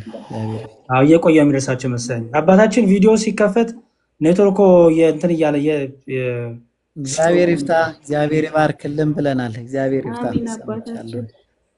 እሺ አባቴ። ብዙ ጊዜ እከታተላችኋለሁ። አንተም ቤት ይሄ ፈለገም ጋር ሁላችሁም ጋር እየገባሁ ብዙ ያለብኝን ድክመቶች ለማጥራት እየሞከርኩ እየተማርኩኝ ነው። አሁን ምናልባት ከርዕሳችሁ ልውጣ። በጣም ያስጨነቀኝ ጥያቄ ስለነበረ ነው። ከመጽሐፍ ቅዱስ ነው ጥያቄሽ ወይስ የግል ህይወት? አይ አይደለም። የግል መጽሐፍ ቅዱስ አይደለም። አይ የግል ህይወትም አይደለም። የሰው ህይወት? አይ አይደለም። አንዴ ልጠይቃቸው አባታችንን። አይ ቆይ የግል ህይወት ምንድን ነው የምትፈልጊው? የግል ህይወት ከሆነ አልፈቅድልሽም እኮ ያልኩኝ ነው። አይ የግል ህይወት አይደለም። እሺ የሰው ህይወት ነው? የጎረቤትሽ ህይወት? እኔ አሁን በአካባቢ ምን አለ መሰለህ፣ አብዛኞቹ እስልምና እምነት ተከታዮች ናቸው እና እኔ አሁን አራስ ነኝ፣ ገና 2 ወሬ ነው። ክርስትና ከትንሽ ጊዜ በኋላ እነሳለሁ እና ምን አይነት ጥያቄ ተፈጠረብኝ መሰለህ፣ ክርስትና ልጅን እስከምታስነሺ ድረስ ክርስቲያን አይደለም ሙስሊም ነው አሉ እና እንዴት በእኔ ሆድ ውስጥ ያደረ ልጅ አብሮኝ ጸበል ሲጠመቅ አብሮኝ ምን ሲል የነበረ ልጅ እንዴት ነው እስላም የሚሆነው ብዬ ስላቸው ብዙ ጥያቄ ያነሱብኝ። አይ ክርስትና የሚነሳው ክርስቲያን ለመሆን ነው፣ እስከዛ ድረስ ሙስሊም ነው ምናምን ብለው ስላሉኝ ይህንን ነገር ለማወቅ ስለፈለኩ ነው። እሺ በአጭሩ ልመልስልሽ። የራሳቸው ኡስታዝ ምን እንዳል አሰማሽ። ችግሩ የእኛ ልጆች ብትማሩ በጣም ጥሩ ነው ብዬ አድቫይዝ አደርግሻለሁ። ታለን በደንብ መማሩ ጥሩ ነው። ግን የራሳቸው ኡስታዝ ለሙስሊሞቹ እንደዚህ ለሚዋሹ ምክንያቱም በጣም ተቆጥቶ ነው የተናገረው። ሰው ሲወለድ ሙስሊም ነበረ የምትሉ ብሎ ነው ኡስታዙ የተናገረው። የሚገርምሽ እንደዚህ አይባልም፣ አቁሙ፣ እንዲህ የሚባል ትምህርት የለም እያለ ላሰማሽ። በቃ ራሱ ይመልስልሻል። እሺ ይኸው ሸሪዓዊ ሕክሙ ስናይ ወላጅ አባቱና እናቱ ክርስቲያኖች ከሆኑ ሲወለድም ሙልሐቅ ነው የሚሆነው። በእነሱ ነው የሚታሰበው፣ እንደ ሙዓመላ ማለት ነው። 40 ቀን ሳይሞላው ክርስትና አስነሳ ነው ሳይሉ አንዳንዶች በዚሁ አጋጣሚ ትዝ ብሎኝ ነው ሙስሊም ነበረ ከዚያ በኋላ ክርስትና ሲያስነሱት ክርስትና ሕክሙ ሸርዕ ክርስቲያን ልጅ ማለት የክርስቲያኖች ልጅ አባቱ እናቱ ክርስቲያን የሆኑ ከተወለደ በኋላ ይሄ ልጅ እንደ ኢትባዕ ተባዓን ይባላል። በማስጠጋት ምን ብለን ነው የምንጠራው ስንል የክርስቲያን ልጅ ክርስቲያን ነው ተብሎ ነው የሚወሰደው። እንዴት እሱ አላመነም የሚያውቀው ነገር የለም ምንም ይባላል። 40 ቀን እንዲሞላው እንኳ አላመነም። ቢያስጠምቁትም የሚሉትም ገና ጨቅላ ነው። ስለ እምነትና ውስጡ ላይ ስላመነው ነገር ሳይሆን ተባዕያ የሚባል ነገር አለ፣ አስከትለን የምንፈርደው ፍርድ ማለት ነው። እና ታዲያ አሁን ይህ ልጅ ክርስቲያን ካልነው በልጅነቱ ይሞታውን ጀሃነም ይገባሉ ብሎ ሊጠይቁ ይችላሉ። አይ እንደዛ ማለት አይደለም። ገና ባሊግ ሳይሆን ከሞተ ልጁ ጀሃነም አይገባም። ብዙዎቹ ዑለማዎች ይሄን ነው የሚሉት። ታዲያ ምንድነው ሲባል ለምንድነው ክርስቲያን መባል ያስፈለገው ሲባል ይሄ ልጅ ቢሞት ሙስሊም መቃብር ውስጥ አንቀብሮ ይሄ ልጅ ቢሞት እሱን አጥቦ ከፍኖ ሰላት በሱ ላይ መስገድ አይቻልም። እሱ ላይ መስገድ አይቻልም። ሕክሙ የካፊሮች ሕክም ነው የሚሰጠው። አሕካም የዛሂራ እዚህ ዱንያ ላይ እኛ የምናረገው የኡኽረዊዩን ትተን ማለት ነው። እና 40 ቀን እስኪሞላው ድረስ ሙስሊም ነበረ የሚባለው አባባል ሰዎች ዓመቱ ናስ ዘንድ ተሰራጭቶ የሚገኘው አባባል ትክክለኛ አይደለም። ሐዲሱን እንግዲህ ሙሉን ገብተሽ እኔ ፔጅ ላይ አለሽ መልስሽን አገኘሽ አይደል ሳምራይት? አዎ መዝሙርዬ አመሰግናለሁ። በጣም ብዙ ጊዜ ጥያቄ ስለፈጠረብኝ ነው። አካባቢ ላይ የሚኖሩት አብዛኞቹ እነሱ ናቸው። ሳምራይት ይኸውልሽ አሁን ጥያቄ ጭንቅላትሽን ማሰራት ነው። አሁን ይሄ እንዲያው በራሳቸው ስሚ ብዬ ነው በራሳቸው ኡስታዝ ይሄ ሲወለድ የክርስቲያን ልጅ ሙስሊም ነበረ የሚባለው ውሸት እንደሆነ ምንም እስልምናው ትምህርቱም እንደማይፈቅድላቸው አስቀመጠ። ኦኬ እሺ አይምሮሽ ራሱ አንቺ እንዴት ተጠይቅ? ይሄን ተውና አይምሮሽ አንቺ ባለ አይምሮ ነሽ። ለምሳሌ ስለ እስልምናም ስለምንም የማያውቁ ሰዎች አሉ። ሲወለዱ ሙስሊም ናቸው ሊባሉ ቡዲዝም እምነት ተከታዮች አሉ። ሲወለዱ የጴንጤ ልጆች ኦኬ አሁን የፕሮቴስታንት ልጆች አይጠመቁ እና ሙስሊም ነበሩ ስላልጠመቁ ጭንቅላትሽን ማሰራት ነው። ዝም ብሎ የሆነ ነገር ስትሰሚ ጥያቄ ከምትይ ጭንቅላትሽን በደንብ ፕሮሰስ 1 2 3 ደቂቃ ወስደሽ ማሰብ ይሄ እኮ ከጭንቅ ከእንትንም አንፃር ምንም ትርጉም አይሰጥም። አንድ ሁለተኛ ደግሞ እንዳልኩሽ ነው ያለሁት። እስቲ ፕሮቴስታንቱ ሰጂ ፕሮቴስታንት በህፃናት ጥምቀት አያምኑ። ስለዚህ ሙስሊም ናቸው አይደሉም? አይሽ በቃ አይደሉም። አንዳንዴ ሙስሊም ወገኖቻችን ትምህርታቸው ራሱ የማያዛቸውን ነገር የጭንቅላት ጨዋታ ለመጫወት ሲሞክሩ አያለሁ። በተለይ የማያነቡና የማያውቁ ክርስቲያኖችን ሲያገኙ። ስለዚህ እኔ አንቺን የምመክርሽ የመጀመሪያው ጭንቅላትሽን ተጠቀሚ። ሁለተኛ ደግሞ ተማሪ፣ ቁጭ ብለሽ ተማሪ። በአካባቢሽ ሙስሊም በዛ ፕሮቴስታንት በዛ እሱ አይደለም ጉዳዩ። ኦርቶዶክስም ስለበዛ አይደለም እምነትሽ የሚጸናው። እምነትሽ የሚጸናው አንቺ ስለበረታሽ ነው። እኔ ሳውዲ ሀገር ኖሬያለሁ፣ አረብ ሀገር 2 ዓመት ኖሬያለሁ። 2 ዓመት ስኖር ጠቅላላ ሙስሊም ነው ዙሪያ የነበረው። እምነቴ ላይ ግን ምንም ያመጣው ለውጥ የለም። ምክንያቱም እኔ አማኝ ነኝ። እኔ እምነቴ የሚለካው በክርስቲያን መብዛት ወይ በክርስቲያን ማነስ አይደለም፣ ወይ የሆነ ተቃራኒ እምነት ስለከበበኝም አይደለም ስለጠበበም አይደለም። ስለዚህ እምነትሽን ግን አንቺ ቁጭ ብለሽ ተማሪ።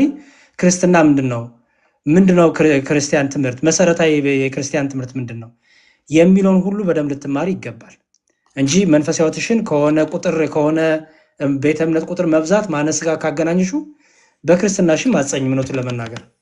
ስለዚህ የትምህርት ጊዜ አመቻች። እሺ ስትማሪ ከተማርሽ በኋላ ከነሱ ጋር ታወሪያለሽ። አሁን አንድ ነገር ልጨምርልሽ።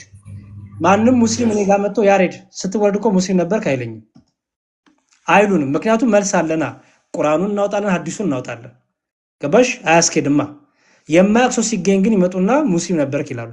አሁን ምን አሉ ኡስታዝ ሰምተሽ ከሆነ ይሄ ክርስቲያን ልጅ ቢሞት አሉ በእስልምና መቃብር አይቀበርም፣ ቁርአን አይቀራለትም አላየሽ? እኚህ ኡስታዝ ማለት ነው። ምክንያቱም ይሄ ልጅ የክርስቲያን ልጅ ነው፣ ክርስቲያን ነው፣ አለቃ። ኦኬ ሰው አንቺ አንብቢ። ሲጀምር አውቀሽ እምነትሽን በመጠንቀሽ አውቀሽ ነው ከሌላ ቤተ እምነት ጋር ለውይይት መቀመጥ ያለብሽ። ሳታቂ ግን ብዙም አይጠቅምሽም። እሺ መዝሙር አመሰግናለሁ በጣም መልካም። እሺ ጥያቄ እኔ ቲክታክ ፔጅ ላይ ያለልሽ ይሄ ቪዲዮ ሲጠይቁሽ ያሳያቸው ለሙስሊሞቹ ከዚህ ኡስታዝ ጋርስ ይሄ ኡስታዝ ደግሞ ትክክል አይደላችሁም ዋሽታችኋል እንደዚህ አይነት የሚል የእስልምና ትምህርት የለም እያለ ነው ብለሽ ያሳያቸው። ከኡስታዞች ጋር ያውሩ። እሺ እኔ ፔጅ ላይ አመሰግናለሁ። መልካም። እሺ አመሰግናለሁ በጣም መዝሙር እግዚአብሔር ያክብርልኝ። አሜን አሜን።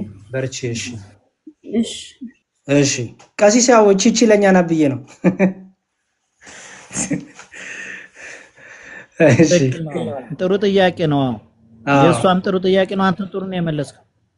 አዎ ከራሳቸው ቢሰሙት ጥሩ ነው። አቤልዬ እንኳን በሰላም መጣ። ሰላም በለንና አንዴ ሌሎቹ ላስተናግድ ነው። ወደ አንተ እመጣለሁ። ያሬዶ እንኳን አደረሰ። እንኳን አደረሰን። እርሶ ግን ምንድን ነው በጣም እያዘዙት ነው። ተመቸም ቡራኪ ተቀበል እንጂ አባታችን ይፍቱን ይባርኩን።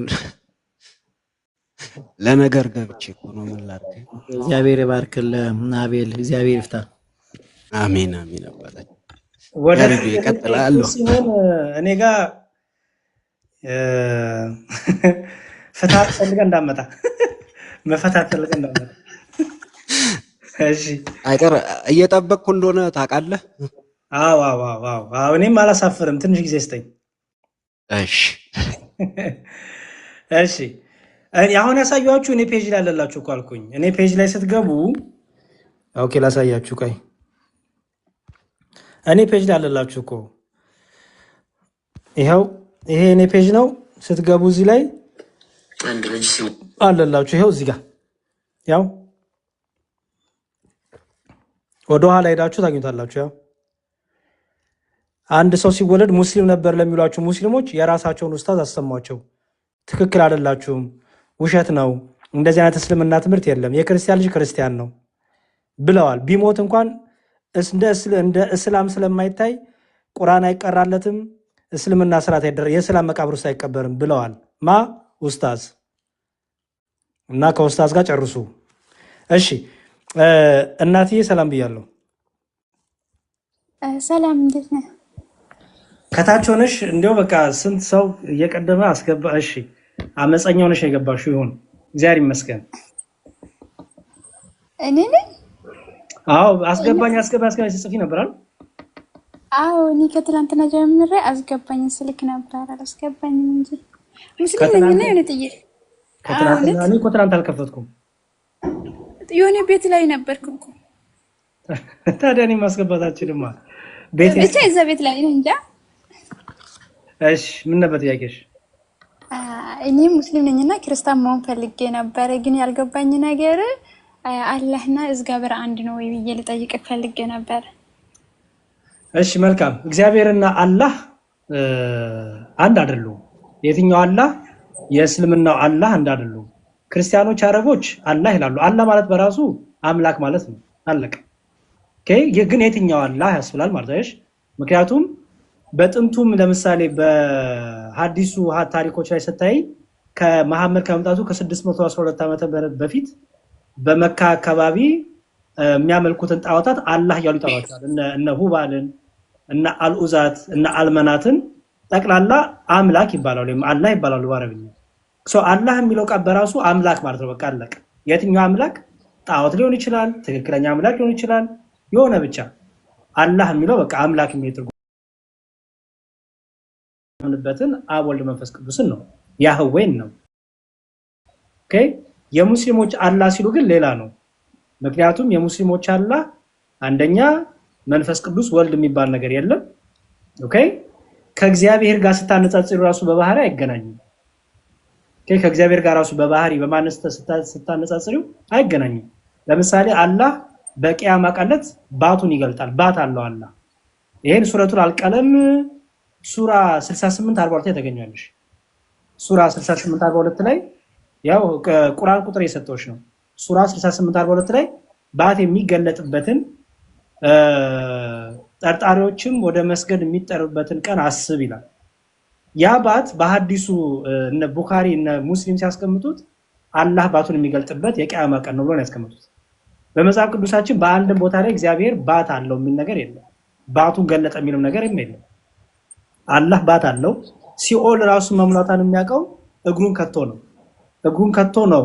ከዛ ሞልቻው ለመልቻው ታዲያ ሲሆን እንደዚህ አይነት አምላክ እግዚአብሔር የለም። የክርስቲያኖችም አላህ ወይም እግዚአብሔር እንደዚህ የሚያደርግ አይደለም። በጣም ብዙ ነው ብቻ ልዩነቱ። እንኳን እግዚአብሔርና አላህ አይደለም ኢሳና ኢየሱስ ክርስቶስ አንድ አይደለም። እሱን አውቃለሁ። እሺ አንድ ጥያቄ አለኝ። እኔ እኮ የሚያውቀው ማለት አሁን እኔ ይሄ ሁሉ የፈጠረው ነው ማለት እኛንም መሬትና ምድርና ሰማይን የፈጠረው ነው እኔ የሚያምልከው አይደል እንዴ? እሱን የምፈልገው እኔ ሌላ አልፈልግም። እኔ ኢየሱስና እንትን አልፈልግም። እኔ አላህ ነው የምፈልገው። እኔ ፈጣሪ ነው የምፈልገው እንጂ ኢየሱስና ኢሳን ነብይ አልፈልግም። እሱን የምፈልገው ኖርማል። እኛ ጋር እንደሱ ብሎ ነገር የለም። አልፈልግም ፈልጋለሁ አይደለም። አሁን ሃይማኖት እምነት የሚባለው ነገር እፈልጋለሁ አልፈልግም ብለሽ እንደምትመርጩ ምግብ ወይም ደግሞ ዲዘርት ወይ ኬክ አይደለም። ሃይማኖት ማለት በራሱ ምን ማለት መሰለሽ የተገለጠውን ነገር ማመን መቀበል ነው። ኦኬ አሁን እኔና አንቺን የሚለየን እኛ እግዚአብሔር መገለጡን ነው የምናምነው። በጭንቅላታችን ስለን ቆርጠን ሰፍረን የኔ በቃ እግዚአብሔር እንዲህ መሆን አለበት የምንለው አምላክ የለንም። እንደዚህ አይነት አምላክ ከፈለሽ ክርስትናውስ አታገኙም። የትኛው ይሄን እንፈልጋለሁ ይሄ መጥኗል ይሄ አይመጥነውም የሚል ሐሳብ ካለሽ ወደ ክርስትና መምጣት የምትፈልጊ ከሆነ እግዚአብሔር ራሱን እንዴት ገለጠ ነው የምንማረው። እሺ በደንብ ስሚ። እግዚአብሔር ራሱን እንዴት ገለጠ? በቃ የኛ ትምህርት የሚጀምረው ይሄ ነው። እግዚአብሔር ራሱን ለፍጥረቱ እንዴት ገለጠ? እግዚአብሔር ራሱን ለፍጥረቱ በማንነቱና በአጭሩ ላስረዳሽ እንዲሁ በማንነቱና በምንነቱ ገልጧል። ሚውትሽን አንሻለኝ። ቆይ ለምሳሌ እዚህ ጋር ስንት ሰው 975 ሰው አለ አይደል? 975 ሰው አለ አይደል? 975 76 ሰው አንቺ አሁን ምንነትና ማንነት አለሽ አይደል? በጣም ጥሩ። ምንነትሽ ምንድነው? ምንነት ደግሞ ምንነት ሰው ነሽ አይደል? ጎበዝ። አሁን እዚህ ጋር 997 ሰው በምንነት ስንት ነን? አንድ ነን ወይስ 997 ነን? 907 በምንነት ነው ያልኩሽ። አሁን እዚህ ጋር ነው 1000 ሰዎች ስንቆጠር በምንነት ስንት ነን? በቁጥር ነው። በምን አለ ለምሳሌ አንቺ ምንነትሽ ሰው መሆን ነው አይደል? አዎ። ኦኬ አሁን እዚህ ያሉት 1000 ሰዎች በምንነት 1000 ናቸው። አንድ ናቸው። አዎ አንድ ናቸው አይደል? አዎ 1000 መሆናቸው ምንነታቸውን 1000 ያደርገዋል? ነው አያደርገው። ምክንያቱም ሰው ብቻ ስለሆነ አይደል? አዎ ስለዚህ ምንነት የሚባለው አንድ የሚያደርገን ማን ተፈጥሯችን ባህሪያችን አንድ ነን አይደል? 1000 ሰው ስላለ 1000 ምንነት አለ አትይማር ያለው 1000 ሰው ቢኖርም ግን አንድ ምንነት ነው ያለው። እሱ ምን ይባላል? ሰው የሚባለው ባህሪ ማለት ነው አይደል? ያው በጣም ጥሩ። እሺ በማንነት ደግሞ ለምታው ምንነትን አየ ማንነትን አየ። ማንነት ደግሞ ለምሳሌ እኔ ማንነቴ ዲያቆን መዝሙር ያሬድ ነኝ። ቀሲስ ማንነታቸው ቀሲስ ነግሬው ናቸው። አንቺ ማንነትሽ ማን ነው ስምሽ? ሜሪ። እሺ ሜሪ ብዬ አላቆላመጥሽም፣ ሜሮን። እሺ አንቺ ደግሞ ማንነትሽ ሜሮን ነው፣ ችግር የለውም። አሁን በደንብ አስተውይ። አንቺ ምንነትና ማንነት አለሽ አይደል? የሰው ልጅ ምንነትና ማንነት አለው አይደል? አዎ። በጣም ጥሩ። ማንነቱ መገለጫው ነው፣ ምንነቱ ደግሞ ማንነቱ ነው አይደል? ማለት ምንነቱ ነው ባህሪው ነው። ኦኬ እግዚአብሔር ምንነቱና ማንነት አለው። ኦኬ እኔና አንቺን የፈጠረ እግዚአብሔር እኔና አንቺ ምንነትና ማንነት ካለን እግዚአብሔር ምንነትና ደግሞ ማንነት አለው። ምንነቱ እግዚአብሔር ነው፣ አምላክነቱ ነው፣ መለኮትነቱ ነው። እሺ ግን እዚህ ጋር ግን እናንተ የፈጠረ አንድ ነው ማለት አልገባኝም። አምላካችን እግዚአብሔር ኦፍ ኮርስ አንድ ፈጣሪ እኮ ነው ያለው፣ ግን የፈጠረ አንድ ነው። እሱን የምፈልገው እኔ እናንተ የፈጠረ አንድ ስምኝ እህቴ፣ የፈጠረንም አንድ ፈጣሪ ነው ያለው። ኦኬ ግን ያን ፈጣሪ በትክክሉ ካላገኘሽው ጣዖት አምልኮ ነው የሚሆንብሽ። ኦኬ ያን ፈጣሪ የፈጠረንም አንድ አምላክ ነው የፈጠረን አንድ ኃይል አንድ መለኮት ነው ያለው። ብዙ መለኮት የለም። ግን ትክክለኛውን መለኮት ትክክለኛውን አምላክ ካላገኘሽው ስህተተኛውን አምላክ ወይም አስመሳዩን አምላክ ወይም ጣዖት አምልኮ ውስጥ ትገቢያለሽ። ግልጽ ነው። ስለዚህ እሱን በደንብ አድርገሽ ልታጠኚ ይገባል። እግዚአብሔርና አላህ በባህሪያቸው በምንነታቸውና በማንነታቸው ልዩነት አላቸው። አንድ አይደሉም። በምንነትና በማንነታቸው ነው። አሁን ገባሽ? እሺ ገብቶኛል። እኔ ግን ክርስትናን በጣም ነው የምወደው፣ በጣም ማለት ነው። ጥሩ። አሁን መውደድሽ በጣም አሪፍ ነው። ፐርፌክት። ለምንድን ነው ክርስትና መምጣት የፈለግሽው ግን? ስለምወደው ነው። በቃ ሙስሊም ውስጥ ሆኜ ብዙ ጊዜ ይሰግዳለሁ፣ ዱዓም አድርጋለሁ። ምንም ነገር አይሳንጨኛል።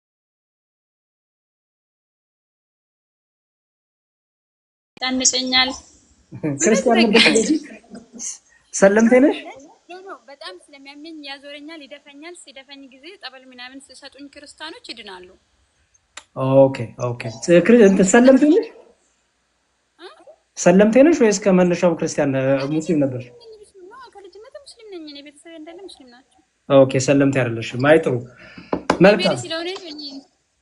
መልካም ጥሩ። የሚገርምሽ ነገር እኔ እዛ ኢትዮጵያ እያለሁ ተክለ ሃይማኖት ቤተክርስቲያን ከክርስቲያኑ በላይ ሙስሊሞች እየመጡ ይጠመቁ ነበረ። ከሰይጣን ከአጋንንት ከበሽታ ለብዙ ነገር ተክለ ሃይማኖት እየመጡ ይጠመቃሉ እና በጣም ብዙ ሙስሊም ይፈወስ ነበረ። ይሄን አውቃለሁ። ለማንኛውም ምን ላድርግ መሰለሽ፣ አንድ ሰው ላስገባና ትከታተያትን የፎሎ ያድርጉሽና ከነሱ ጋር ስልክሽን ተለዋውጠሽ ትናገራላችሁ። እሺ ቆይ ላስገባልሽ። ቤላይ እንዴት ነሽ? እግዚአብሔር ይመስገን። ዲያቆን እንደምን አመሸ? ሰላም ነው? እግዚአብሔር ይመስገን። እንዴት ነህ ዲያቆን? እግዚአብሔር ይመስገን። እየሰማሻት ነው? አዎ ከስር እየሰማኋት ነበር። እና ባስረክብሽ ይመስሻል? እሺ ችግር የለም። እንዴት ነሽ እህቴ? ደህና ነኝ። እሺ አለሁ እግዚአብሔር ይመስገን። ይኸው ፎሎ አረግሽና ችግር የለም። ያለብሽንም ጥያቄ ስለ ክርስትናም ቢሆን በውስጥ እንማማራለን። ምንም ችግር የለም። በቃ ይኸው ፎሎ አርጊያት። እሺ ሜሪ አቆላመጥኩሽ። ሜሪ ፎሎ አርጊያትና ስሜ ነው ሜሪ፣ ትክክለኛ ሜሪ ስሜ ነው እንዴ? ኦኬ እሺ ሜሪ። ጥሩነቱ ሚስቴ ተኝታለች እንጂ ሜሪ እያልኩ ሳቆላመጥ ብገኝ እሺ ስቀልድ ነው። ኤኒዌይስ ችግር የለውም። ፎሎ አርጊያት ቤላን ፎሎ አርጊና ከኔ ጋርም ታገናኝሻለች። እሺ ከእሷ ጋር አውሪና መጀመሪያ፣ ከዛ ከኔ ጋር ታገናኝሻለች። እንደዚህ የሚጨንቅሽ በጣም የሚከብድሽ እንደዚህ መንፈስ ምናምን ሲረብሽሽ እንመካከራለን። ብቻ አባታችንም ጋር ያገናኝሻለሁ። ነገር አለኝ ትንሽ እኔ እዚህ ላይ ሚዲያ ላይ ማውራት አልፈልግም። አታውሪ፣ አያስፈልግም። አዎ ችግር የለውም። በጣም እረዳሻለሁ። እንዳታውሪ ችግር የለውም። በቃ ለሌላ ሰው በውስጥ ቁጥር እንዳትጽፊ እሺ። አሁን እርግጠኛ ነኝ ከዚህ ስትወጪ የሆነ ሰው ጻፊልኝ ነይ ማንሻል ለማንም እንዳትመልሽ። ተግባባን? ያለበዚያ ሜሮን ብዬ ነው የምጠራሽ። ሜሪ የሚለውን አቁሜ ለማንም እንዳትመልሺ። ለቤላ ብቻ መልሽላት፣ ለእኔም መልሽልኝ። ያው ፎሎ አድርጌሻለሁ። ለሁለታችን ብቻ መልሺ። ከዛ በኋላ ያለውን ነገር እየተነጋገርን እግዚአብሔር በፈቀደ መጀመሪያ ካለብሽ ጭንቀት ካለብሽ ድካም እሱን እናግዝሽ። ምክንያቱም ይሄ ሳይረጋጋ ሌላ ነገር ማድረጉ ብዙም እንትን ላይ ይችላል። ይሄን መፍትሄ የምታገኝበትን ጸበል የምታገኝበትን እንደ እምነትሽ እግዚአብሔር በጣም በብዙ ነገር ልጆቹን ይጠራል። አንደኛው መንገድ ይሄ ነው። ብዙ ሰዎች ወደ ክርስትና ከሚመጡበት መንገድ ትምህርት ነው። ቀጥሎ ግን ይሄ ነው የእግዚአብሔር ድንቅ ስራው። ያሉበት ቤተ እምነት አልፈውስ ይላቸዋል፣ አልሰማ ይላቸዋል። አምላክ ብሎ ያዙት አካል ከምንም በሽታ አላድን ይላቸዋል። ቅርብ ብሎ እንደ አባት የሚያናግራቸው የሚያባብላቸው አምላክ ያጣሉ። የዛን ሰዓት እግዚአብሔር ደግሞ አባት ነው። አሁን እኔ አንቺ እንደ እስልምና ታውቂያለሽ፣ አባት ብለሽ አላህ መጣት አትችይም ማለት ጉድሽ ነው የሚፈላው አባ ካልሽ አላህን። እኛ ግን እግዚአብሔርን አባታችን እንላለን፣ አባታችን እንለዋለን። አባታችን ነው ለመሰለሽ በጣም ፍቅሩ፣ ምሕረቱ፣ ረድኤቱ፣ በረከቱ ከኛ ጋር ስላለ በውስጣችንም ስላለ በቤታችንም ስላለ ኦኬ። በእያንዳንዱ እርምጃችን የእግዚአብሔር ቸርነት አለና ይሄ አባታችን እግዚአብሔር ደግሞ በጣም መሐሪ ነው፣ በጣም ፈዋሽ ነው፣ በጣም ቸር ነው እና አንደኛ ብዙ ሰዎችን ወደ በረቱ ወደ ቤተክርስቲያን ከሚጠራበት መንገዱ አንዱ ይሄ ነው። ከአጋንንት፣ ከርኩሳት መናፍስት፣ ከበሽታ፣ ከደዌ እግዚአብሔር በጣም ፈዋሽ በጣም ሐኪም ነው። የሚገርምሽ እና እናግዝሻለን። አይዞሽ እህታለም ያለውን ነገር ከቤላ ጋር አውሩ። ቤላ አደራ አሁኑ ነው አውሪያት። እሺ እንዲሁም ሌስ ዱ ዲስ ቤላ አሁን ውጡና አውሩና ስልኳን ተቀብለሽ ትንሽ አውራትና ቴሌግራም ላይ መልእክት አስቀምጪልኝ ፕሊዝ። ኦኬ እሺ። በዛም ቴሌግራም ሽን አስቀምጪያትና ኦኬ በቃ አውሩ፣ ወጣችሁ አውሩ። ሜሪ ውጪና ከዚህ ውጡና አውሩና አረጉድ በቤላ ውጪ።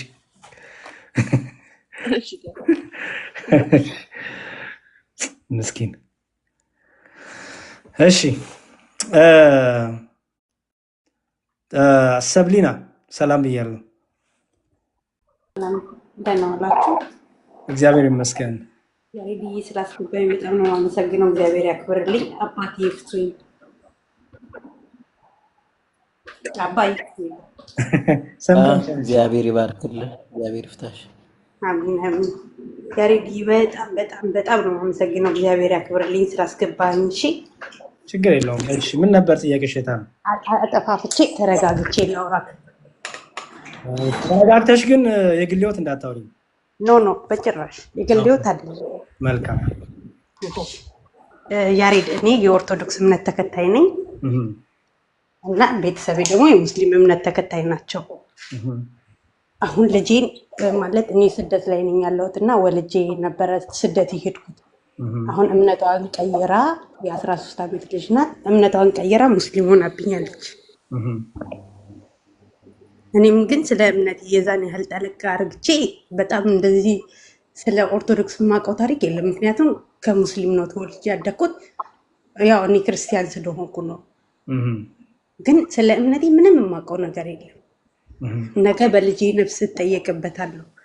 ነገ ደግሞ ወይ ደግሞ ከልጄ ጋር ሙግት ስለ እምነቴ መጠየቅ፣ እሷም ስለ እምነቷ ስታብራራልኝ እኔም ስለ እምነቴ ላብራራላት እፈልጋለሁ እና በጣም ማወቅ መማር እፈልጋለሁ በጣም እና ነፍሴ ትጨነቃለች። ወደ እነሱ ልሂድ፣ ልጄን ላስደስታት፣ እነሱ ጋር ልሂድ፣ ወደ ራሴ ልምጣ፣ ህይወቴ ነፍሴ ስቃይ ውስጥ ናት ያለችው ወንድም።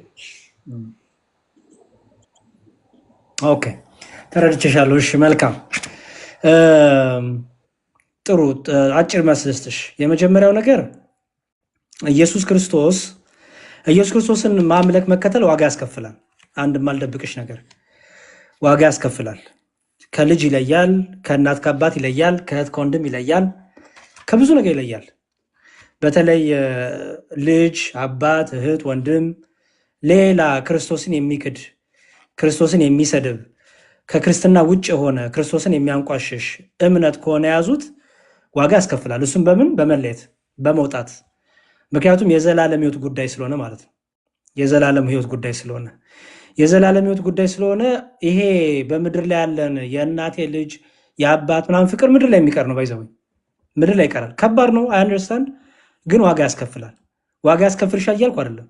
ዋጋ የሚያስከፍልሽ ከሆነም ግን ተዘጋጂ ነው የኔ ፖይንት። ምክንያቱም ከክርስቶስ ፍቅር እኔ እናቴ እግዚአብሔር ፈቅዶ ነገር ልጄ እግዚአብሔር ልጅ የሚሰጠኝ ከሆነ ለልጄ ብዬ የምክደው ክርስቶስ አይኖረኝም። ምክንያቱም ሞት ይመጣል። የእናቴ ልጅ ፍቅር ጊዜያዊ ነው። የክርስቶስ ፍቅር ግን ለዘላለም ነው። ስለዚህ ዋጋ እንኳን የሚያስከፍልሽ ደረጃ ቢደርስ ዋጋ መክፈል አለብሽ። እሱ ምንድን ነው? ክርስቶስን ሙጥኝ ማለት ያስፈልጋል። ምክንያቱም ትሞቻለሽ። ለዘላለም ነዋሪ አይደለሽ። ሞት አለ። ከሞት በኋላ ደግሞ ህይወት አለ። ወይ የዘላለም ህይወት ወይ የዘላለም እሳት። በሰማይ በክርስትናው ታውቂያለሽ፣ መብላት፣ መጠጣት፣ ማግባት፣ መጋባት፣ ከልጄ ከወንድሜ ምናምን ጋር ልኑር የሚባል ነገር የለም በክርስትናው። ልክ እንደ እስልምናው አይደለም እኛ ጋር። ስለዚህ ዋጋ የሚያስከፍልሽ ደረጃ እንኳን ቢደርስ ለክርስቶስ ፍቅር አንገትም ይሰጣል፣ አንገትም ይሰጣል። ወደ እሳትም ይወረወራሉ፣ በድንጋይ ይወገራሉ። ሰው እዛ ድረስ እንኳን ቢደርስ ጸንተሽ የልጅነት ፍቅር እንዳባባሽ። አብርሃም እግዚአብሔር ምናሉ ልጅህን ሰዋልኝ አለው። አስተው የምናገረውን እግዚአብሔር አብርሃም ምናለው ልጅህን ሰዋልኝ አለው። አብርሃም አንድ ልጅ ነው ያለው። ኦኬ አንድ ልጅ ይባላል። በእርግጥ እስማኤል የሚባል ልጅ አለው። እስማኤል ግን የበኩር ልጁ አይባልም፣ ወይም የተስፋው ቃል ኪዳን ያለበት ልጅ አይባልም። ምክንያቱም ከአጋር የተወለደ ነው። አጋር ደግሞ በጋብቻ የተገኘች አይደለች። በጋብቻ ያለችው ንጽሕት ሆና የጠበቀችው ማናት? ሳራ ናት። ስለዚህ ሳራ በደንብ አስተዊ። ሳራ በስተርጅኗ እግዚአብሔር ሊሰጣቸው ይስሐቅን ሰጣቸው። በስተርጅና የተገኘ ልጅ ነው። በስራ የተገኘ ልጅ ነው። እግዚአብሔር ምን አለው? ይህን ልጅ ደግሞ ሰዋልኛል። አብርሃም ባባ አባት ነውና ያዝናል፣ በጣም ይረብሻል። በጣም ግን እግዚአብሔርን ደግሞ አብልጦ ይወዳል። ምክንያቱም ልጅ የሰጠው እግዚአብሔር ነው። ልጅ የሰጠው እግዚአብሔር ስለሆነ አብልጦ ይወዳል እግዚአብሔር። ስለዚህ ልጁን ሊሰዋ ቢላዋን ይዞ ገመዱን ይዞ ምኑን ይዞ ወደ ተራራ ወጣ ማለት ነው። እና የሚገምሽ ልጁ አሁን በቤተክርስቲያናችን አይተሽ ከሆነ ዳቦ ሲቆረስ እንደዚህ ድፍት ይደረጋል አይደል? ይገለበጣል። ከአብርሃም ነው። አብርሃም ልጁን በጀርባው አስተኝቶ ሊሰዋው ሲል ልጁ ራሱ ምን አለው? አባቴ አይኔን እያየ ከሰዋኝ ምንድን አይኔን እያየ ከሆነ ልሰዋኝ አትችልም፣ ልታርደኝ አትችልም። አይኔን ካየ ትባባለህ፣ ትሳሳለህ። ባባህና ሳሳ ማለት ደግሞ ከእግዚአብሔር ፍቃድ ልትወጣ ነው። ስለዚህ ገልብጠኝና በጀርባዬ በማጅራት ያድርገኝ፣ አይኔንም አታየኝም፣ ፊቴንም አታየኝም አለ። አይሽ አብርሃም ወሰነ፣ ቆረጠ። እግዚአብሔርን ያፈቅሯልና ልጅ የተሰጠው ከእግዚአብሔር እንደሆነ ስለሚያውቅ ወስኖ በእምነት ሊያርደው ሲል እግዚአብሔር አቁማለሁ ማለት ነው። ከዚህ የጀመርኩሽ ምንድን ነው? እዚህ ድረስ የሚደርስ ከሆነ የአንቺ ህይወት ነው። አስተዊ፣ ይሄ የአንቺ ህይወት ነው። ትሞቻለሽ፣ ትሞታለች፣ ማናችን ሞታለን። የዘላለም ህይወቱ የዘላለም እሳት በሰማይ ይጠብቀናል። ለዚህ ደግሞ እንዲህ ከሆኖ ነው ጌታ ሆይ እንዲህ ብዬ ነው እኮ ማለት አይቻልም። መልካም የጸና ቢኖር ይድናል ስለሚል። ሁለተኛው ታዲያችን ልጅ እንዴት እናድን ነው። እቺ ልጅ ማዳን የምንችለው ምንድነው? የመጀመሪያው አንቺ ስትማሪ ነው። የመጀመሪያው አንቺ መማር አለብሽ፣ ቁጭ ብለሽ መማር አለብሽ። በተለይ እፎይ ቤት እየሄድሽ እፎይ ጋር የሚነሱትን በመረጃ ስለሚናገር የሐዲስም የቁርአን ማሰብ በመረጃ ስለሚናገር መረጃዎችን ያዥ። ሐዲስም ቁርአንም ተቀምጧል። ቁርአን በአማርኛ አለ። አንዳንድ እንትኖችም እልክልሻለሁ፣ ቴሌግራም ትዘኛለሽ። አንቺ በደንብ ተምረሽ ከልጅሽ ጋር ተሟገች። ቁጭ ነይ በያት፣ ነይ እንሟገት። እስቲ እምነትሽን አስረጅ፣ እኔ ደግሞ እምነቴን ላስረዳሽ። እስቲ አምላክሽ ማን ነው ታውቂዋለሽ ወይ? ያንቺን አምላክ ልንገርሽ፣ የኔን አምላክ ልንገርሽ። ኢየሱስ ክርስቶስ ማን ነው? እውነት በቁርአኑ ያለው ኢሳና ኢየሱስ አንድ ናቸው? እውነት በቁርአን ያለችው መርየምና ድንግል ማርያም አንድ ናቸው? እውነት አላህና እግዚአብሔር አንድ ናቸው? ለምን ተለያዩ? ልዩነቱ ለምን መጣ?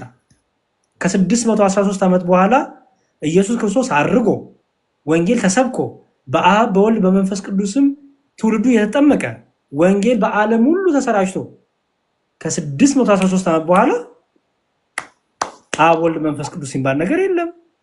ኢየሱስ አልተሰቀለም የሚል አዲስ ነገር ሲመጣ አይሽ ይሄን ሁሉ ብዙዎቹ ያውቁ ዝም ብሎ የተፈጥሮ ሃይማኖት ነው ምናምን ይላሉ።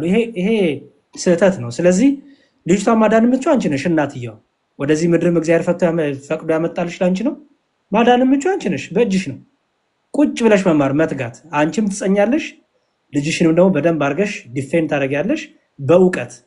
ዝም ብሎ በቃ የሆነ በመባባት በመሳሳት ሳይሆን በእውቀት ኩስትር ያለች እናት፣ በቃ በደንብ ጥንቅቅ ያለች እናት ሆነሽ ቀላል ነው። ጽሁፎች አሉ፣ ትምህርቶች አሉ። እስልምና ልታነሻቸው የሚችላቸው ጥያቄዎች በጣም ብዙ አሉ። ለዛ መልስ ደግሞ በጣም ብዙ አለ። እነዛን ሼር እናደርግሻለን፣ እኔም አደርግሻለሁ። ከዛ ውይይቶችን ደግሞ እፎይ ጋር እየገባሽ በተለይ የእፎይ አካውንት አለሽ ፎሎ አድርገሽዋል? እኔ እንደራሴ ማለት የሆነ ነገር እኔ እንጃ ውስጤ ወይ ከመንፈሴ ጋር ከራሴ ጋር ጸበኛ ነኝ ብዬ ነው ማስበው። ገና እፎይን ሳየው የሚያናድደኝ ነገር አለ። ምን እንደሆነ አላውቅም። ለመማር ገባና ያሬድዬ ለመማር ገባና ሳየው ገና የሆነ ብስጭት የሚያደርገኝ ነገር አለ። ከዛ ጥዬ ወጥቼ አልባሌ ቦታ ላይ አልባሌ ነገሮች ላይ ስክሮል በማድረግ ነው ራሴንም አገኘው። ብዙ ጊዜ የሚያበሳጭ ሰው እውነቱን የሚናገር ሰው ነው። ሰቢና ብዙ ጊዜ የሚያበሳጭ ሰው እውነቱን የሚናገር ሰው ነው። ታውቂያለሽ፣ የሚቀባባ የሚሸዋውር ሰው ይወደዳል፣ ብዙ ሰው ያዳምጠዋል። እውነቱን የሚናገር ሰው ግን ብዙ ሰው ያደው። ስለዚህ እውነቱን ስለሚነግርሽ የማትወጂው እና ጸጥ ብለሽ ቆፍጠን ብለሽ ብታዳምጪው፣ የመጀመሪያው ነገር ይሄ ልጅ በመረጃ ነው የሚያወራው ነው። መረጃ ስለሚሰጥ መረጃዎቹን ያዥ። ኦኬ፣ እውነት ስለሚያወራ ነው በጣም ብዙ ስሙን የሚያጠፉት። እውነቱን ለመናገር እንዲያውም አይተሽ ከሆነ እስቲ እኔ ውሸት ካወራው አንድ ሰው ወጥቶ ውሸቴን ያጋልጠኝ ብሎ ማን መጣ? ማንም የለም እኮ አትሻል፣ ማንም የለም። አየሽ? ስለዚህ መረጃዎቹን ውሰጂ፣ ቆፍጠን በይ። እውነት ስለሚናገር ነው ብዙ ሰው የማይመቸው፣ ግን በጣም ብዙ ሰው ደግሞ እየዳነ ነው። የሚገርምሽ በእሱ ትምህርት ብቻ በጣም ብዙ ሙስሊሞች ወደ ክርስትና መጥተዋል። እንደዚህ ነው እንደ እስልምና፣ እንደዚህ ነው እንደ ቁርአን፣ እንደዚህ ነው አዲስ ብለው ማለት ነው። ስለዚህ እሱን ተማሪ ቁጭ ብለሽ የሚነሱትን ጥያቄዎች እስልምናው ላይ የሚያነሳቸውን ያዢ፣ ከዛ ለራስሽ አንብቢ፣ መረጃዎቹን ሰጂ አንብቢ፣ በደንብ ተዘጋጂ። ክርስትናው ላይ ደግሞ ልጠይቅ የምትችውን ነገር እሱንም አንብቢ፣ መጽሐፍቶች እንሰጥሻለን። እነዚህ ከዛ ደግሞ ጸልይ ያሬዲ ማለት የራሴን እምነት ራሱን ለማወቅ ከምንድን ነው መጀመሪያ ያለብን? ስለምንም የማውቀው ታሪክ የለም። እኔ ክርስቲያን መሆኔን ኦርቶዶክስ እምነት ተከታይ መሆኔን ነው እንጂ በቃ በሰላም ያዋልከኝ በሰላም ማሳደረኝ አባቶችን የሚለውን አውቃለሁ። ከዛ ውጭ ግን ለሰው ልጅ ለማብራራት እምነትሽ ምንድነው? እኔ በቃ ኦርቶዶክስ ነኝ፣ አማኝ ኦርቶዶክስ ነኝ እንጂ ሌላ መልስ የለኝም። የመጀመሪያው ከራስሽ እምነት ጀምሪ። ቀላል የመጀመሪያው መጀመሪያ ራስን ችሎ መቆም አይደል? መጀመሪያ የራስሽን ብርሃን ማወቅ ነው። ስለዚህ ለሱ ደግሞ መጽሐፍ አለ። ቋንዴ ግሩፕ ቴሌግራም ግሩፕ ላይ ጆን አድርገሻል? ኖ ኦኬ። ይኸውልሽ ይሄ ጽዮን 16:4 ይላል፣ ወይም ስክሪንሻት ሰጂና ኦርቶዶክስ ተዋሕዶ እንወቅ ይላል። ስክሪንሻት ላይ አድርጌያለሁ። ኦኬ። ኦርቶዶክስ ተዋሕዶ እንወቅ ጽዮን 16 ሁለት መጽሐፍ ጠቁመሻለሁ፣ በደንብ ስሚ። አንደኛው መጽሐፍ ይሄ ነው። እታች ላይ ስትወርጂ ምን የሚላል መሰለሽ? ኦርቶዶክስ ተዋሕዶን እንወቅ ምንድን ነው? ዋይ አምድ ሃይማኖት የሚላል አምድ ሃይማኖት። አዎ ይሄ መጽሐፍ ጠቅላላ የኦርቶዶክስ ተዋሕዶን ትምህርት ጠቅላላ ያሳይሻል። ጠቅላላ ከመጽሐፍ ቅዱስ ምንድነው፣ ዮሐንስ ምንድነው፣ አዲስ ኪዳን፣ ብሉይ ኪዳን፣ ከዛ ስለ ሥላሴ፣ ስለ ክርስቶስ አምላክነት፣ ስለዚህ ሁሉ ያስተምርሻል። አንድ ኦኬ። ሁለተኛ ደግሞ ማሳይሽ ይሄን ካነበብሽ በደንብ ከጨረሽ በኋላ ደግሞ የት ትመጫለሽ መሰለሽ? እዚህ ጋር ትመጪና ምን የሚላል የቁርአን ግጭቶች የሚላል። ኦኬ። ይሄው እዚህ ላይ ገብተሽ ደግሞ ስለ እስልምናው በደንብ ትማሪያለሽ። እዚህ ጋር ደግሞ ሙስሊሞቹ መጽሐፍ ቅዱስ ተጋጭቷል ብለው ለዋሹት ውሸት የተሰጠ መልስ መጽሐፍ ነው። ደግሞ ኦኬ። ስክሪንሻት ያረው በጣም ብዙ ዝርዝር አለው ይሄ መጽሐፍ፣ በጣም ብዙ ነገር አለው፣ በጣም ብዙ። ይሄው ስትከፍቹ እንደዚህ ይመጣልሻል። ምን ይላል መሰለሽ? ያው አንድ አምላክ ብቻ የሙስሊም አጠቃላይ ጥያቄዎችና መልሶቻቸው ይላል። ሙስሊሞች ለሚያነሱት መጽሐፍ ቅዱስ ለሚያነሱት ጥያቄ ሁሉ መልስ የተሰጠበት ነው። ስለዚህ ልጅሽን ብታነሳ ከዚህ ነው የምታነሳው። ስለዚህ እዚህ ላይ መልስ አለ ማለት ነው። እሺ። ከዛ እንዲሁም መልሶ እስልምናውንም ይጠይቃል። ይሄ መጽሐፍ አሪፍነቱ ወደ መጨረሻው ገጽ ላይ ስትመጪ ስለ እስልምናው ይጠይቃል። ይኸውልሽ እስልምናውን ለምሳሌ ምን ብሎ ቻሌንጅ ያደርጋ መሰለሽ? እዚህ ጋር ኦኬ። ይኸውልሽ እዚህ ጋር ይኸው የሴቶች መብት በመጽሐፍ ቅዱስ በእስልምና መሐመድ በመጽሐፍ ቅዱስ ውስጥ አለ ወይስ የለም? ይኸው ኦኬ። ይሄ ሁሉ ስለ መሐመድም አለልሽ እዚህ ጋር ኦኬ። ይሄው እነዚህን አድርጊ፣ ተከታታይ ትምህርቶችን ተማሪ። የቁርአን ግጭቶች የሚላለልሽ፣ አንድ አምላክ ብቻ የሚላለልሽ፣ እዚህ ጋር ደግሞ መልስ ለሙስሊሞች የሚልም አለ። ኦኬ። ተከታታይ ትምህርቶች ያሉበት እነ ዲያቆን ዘአማኑኤል ጋር እነ አኬ ጋር እነ ማን ነው አይ ቲንክ አዳም ጋር ሌሎቹ ጋርም እየገባች ተማሪ። እዚህ ጋር ወደ ስንት ጥቅስ አለ መሰለሽ? ወደ 30 ጥቅስ አለ ተለይቶ ወጣ። እነዚህ 30 ጥቅሶች የክርስቶስን አምላክነት የሚናገሩ ናቸው። ምክንያቱም የሙስሊሞቹ ጥያቄ ምን ነበረ? ክርስቶስ አምላክ አይደለም፣ አምላክ ነው መጽሐፍ ቅዱስ የለም ነው የሚሉት አይደል? ለዛ መርጬ ያስቀመጥኩት ነው 30 ጥቅስ ማለት ነው ከመጽሐፍ ቅዱስ የክርስቶስን አምላክነት የሚያሳይ። ኦኬ። እነሱ መጠቀም ትችላለሽ። ስለዚህ ከምን ጀምር ያልኩሽ? አምድ ሃይማኖት።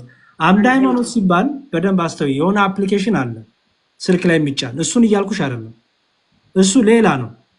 እሱንም ጫኝ ችግር የለውም። ግን አምደ ሃይማኖት ይሄ መጽሐፍ ነው የማወራው ስለዚህ መጽሐፍ ነው። ይሄ ነው መጽሐፍ። ሰው አምደ ሃይማኖት ሲባል አፕሊኬሽን ነው የሚያስበው። እኔ የማወራው ስለዚህ መጽሐፍ ኦኬ መጽሐፍ ነው። ስከፍችው ያው መጽሐፍ ቅዱስ ምንድነው እምነት ምንድነው ከዛ ስለ ስላሴ ይሄን ሁሉ ያወራል ማለት ነው። ኢትዮጵያ ነው የምትኖሪው? አይደለም ዱባይ ነኝ ያለሁት። ኦኬ እስቲ አንድ መጽሐፍ ደግሞ ላሳይሽ። ማስላክ ከቻልሽ የሆነ መጽሐፍ አለ። እሺ አይ ቲንክ ብዙ ሰው ቢያገኘውም ጥሩ ነው ብዬ እመክራለሁ። በተለይ እስልምናውና ክርስትናው ለማነጻጸር ይላል።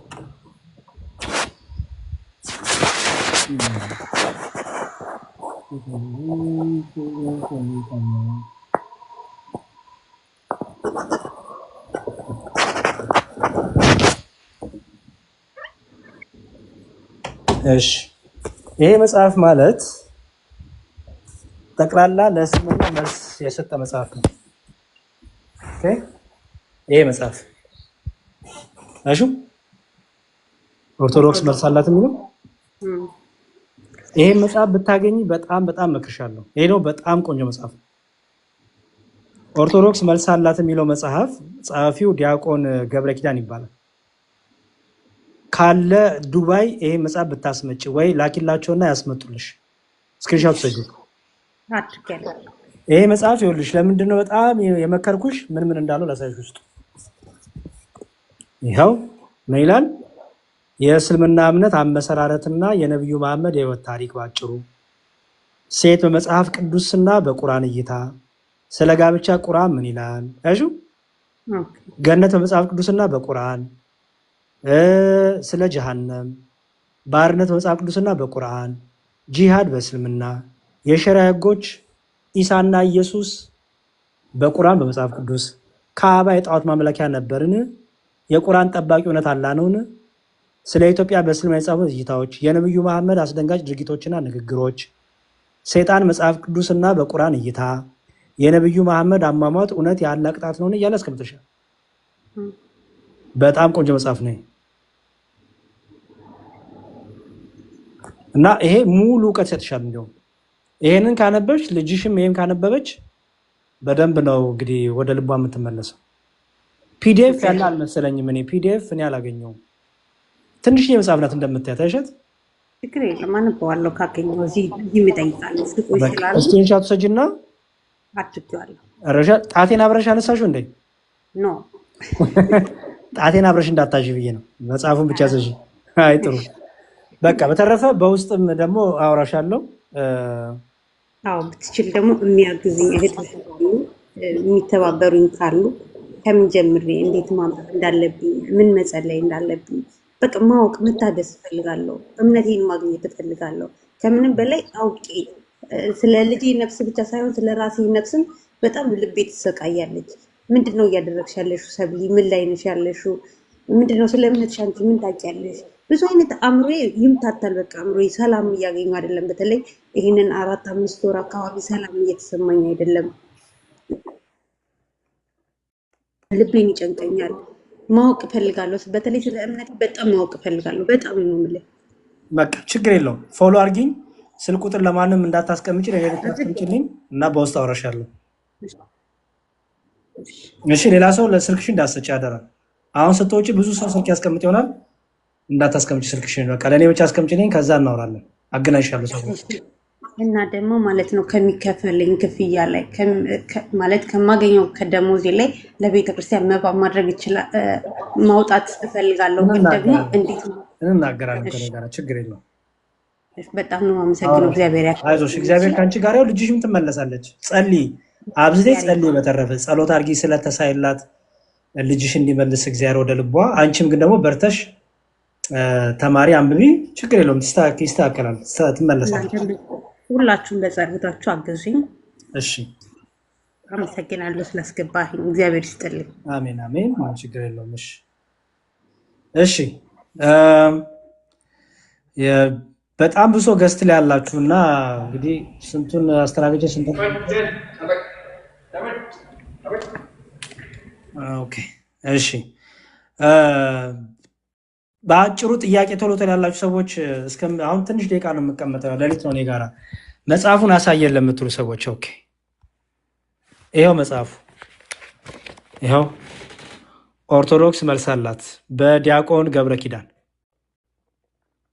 ኦርቶዶክስ መልስ አላት በዲያቆን ገብረ ኪዳን። ይኸው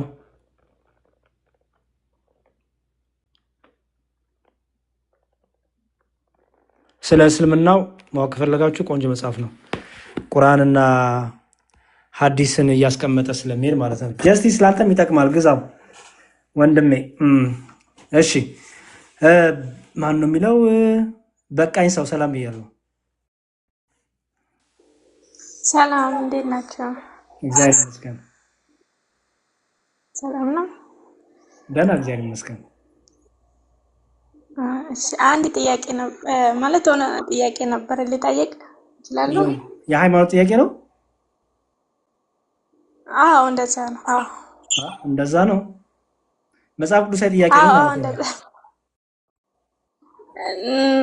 ከሱ ጋር ይያዛል። ምንድን ነው የንስሓ ነገር ነው? ንስሓ ከሆነ ከቀሲስ ጋር ቀሲስ ያዋሉልሽ ቀሲስ ነግረው አይሻቸው። ኦኬ፣ ከታች ያሉት ቀሲስ ነግሬው እሳቸውን ፎሎ አድርጊያቸውና አባታችንን ፎሎ ያደርጉሻል። እሳቸውን አውሪያቸው የንስሓ ህይወታችሁ እና ትንሽ እዚህ እንድታወሩ ስለማልፈልግ ነው። እሺ አይ ከሱ ጋር አንድ ደግሞ ጥያቄ ልጠይቅ። እሺ። እና እኔ ቅርብ ጊዜ ነው ወደ ኦርቶዶክስ የተመለስኩት ማለት ነው። ሌላ እምነት ውስጥ ነበርኩ። የት ነበር? እና ሌላ እምነት ቤንጤ ማለት ነው፣ ፕሮቴስታንት። ምን ያህል ጊዜ ነው? እና ስመለስ ለ9 ዓመታት። የት ቸርች ነበር ህብረት የምታደርጊው? ሙሉ ወንጌል እና ከዛ ሌላ ደግሞ ወደ ሌላ እምነትም ይጃለሁ ማለት ሙሉ ወንጌል እና ከዛ ውስጥ ፓስተርሽ ማን ነበረ? ፓስተር ዳንኤል ይባላል። ብዙ ጊዜ ፓስተር ዳንኤል። ኦኬ። ከፕሮቴስታንት ደግሞ ወደ ሌላ ቤተ እምነት ወዴት ሄድሽ? ነው እዛ ሆኖ ወደ ሌላ ቸርች ላያ ትንሽ ጊዜ ሄድኩት። ወደ መሰረታዊ ክርስቶስ የሚባል መሰረታዊ ክርስቶስ አለ እንደዛ የሚባል? አዎ አለ። እሺ ለምን የጠየኩሽ መሰለሽ? አንደኛ ትክክለኛ ሚዲያ ላይ ብዙ አይነት ሰዎች ይመጣሉ፣ ታውቂያለሽ። ብዙ አይነት ሰዎች ይመጣሉ። አታላዮች አሉ፣ ውሸታሞች አሉ፣ ነጋዴዎች አሉ፣ አጨርባሪዎች አሉ፣ ያልነበሩበትን እምነት ነን የሚሉ አሉ። ትክክለኛ ደግሞ ሆነውም ነን ብለው ይመጡ አሉና ጥርት እንዲህ ስለምፈልግ ነው። እሺ የታለም ጥርት እንዲህ ስለምፈልግ ተንኮለኞች አሉ። አሁን አንቺን እውነት ተናገሪ ውሸት ተናገሪ እግዚአብሔር ነው የሚያውቀው። አንቺና እግዚአብሔር ናችሁ የምታውቁት። እኔ ዛሬ ገና ነው ያገኘሁሽ።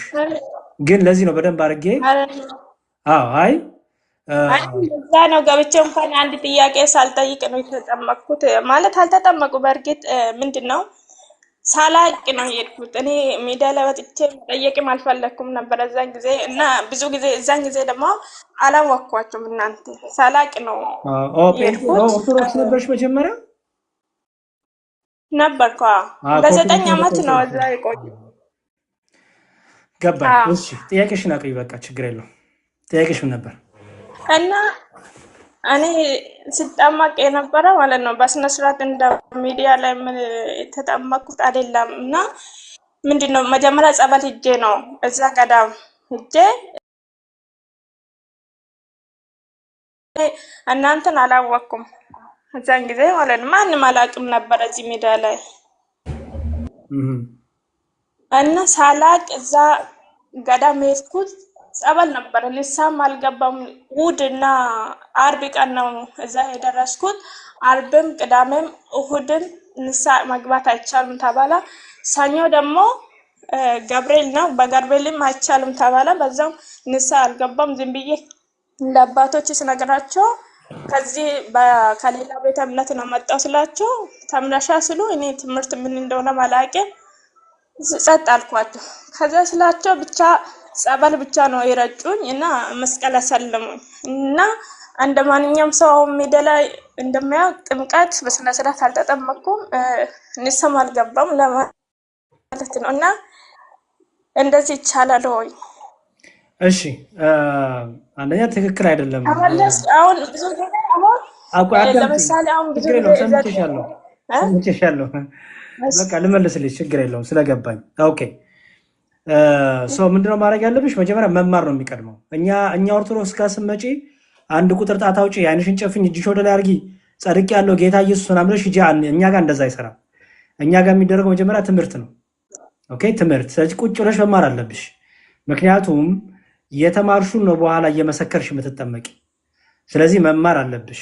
ኦኬ መማር አለብሽ። እንዳረሹ መማር ግዴታ ነው እንጂ ዓይን ጨፍኖ ኢየሱስ ጌታ ነው በቃ ምናምን አንድ ቁጥር ጻፍ፣ በዚህ መሻወድ የለም እኛ ጋር። ሰው ቁጭ ብለሽ ትማሪያለሽ። አሁን ምንድነው ማድረግ ያለብሽ? መጀመሪያ ትምህርት ነው።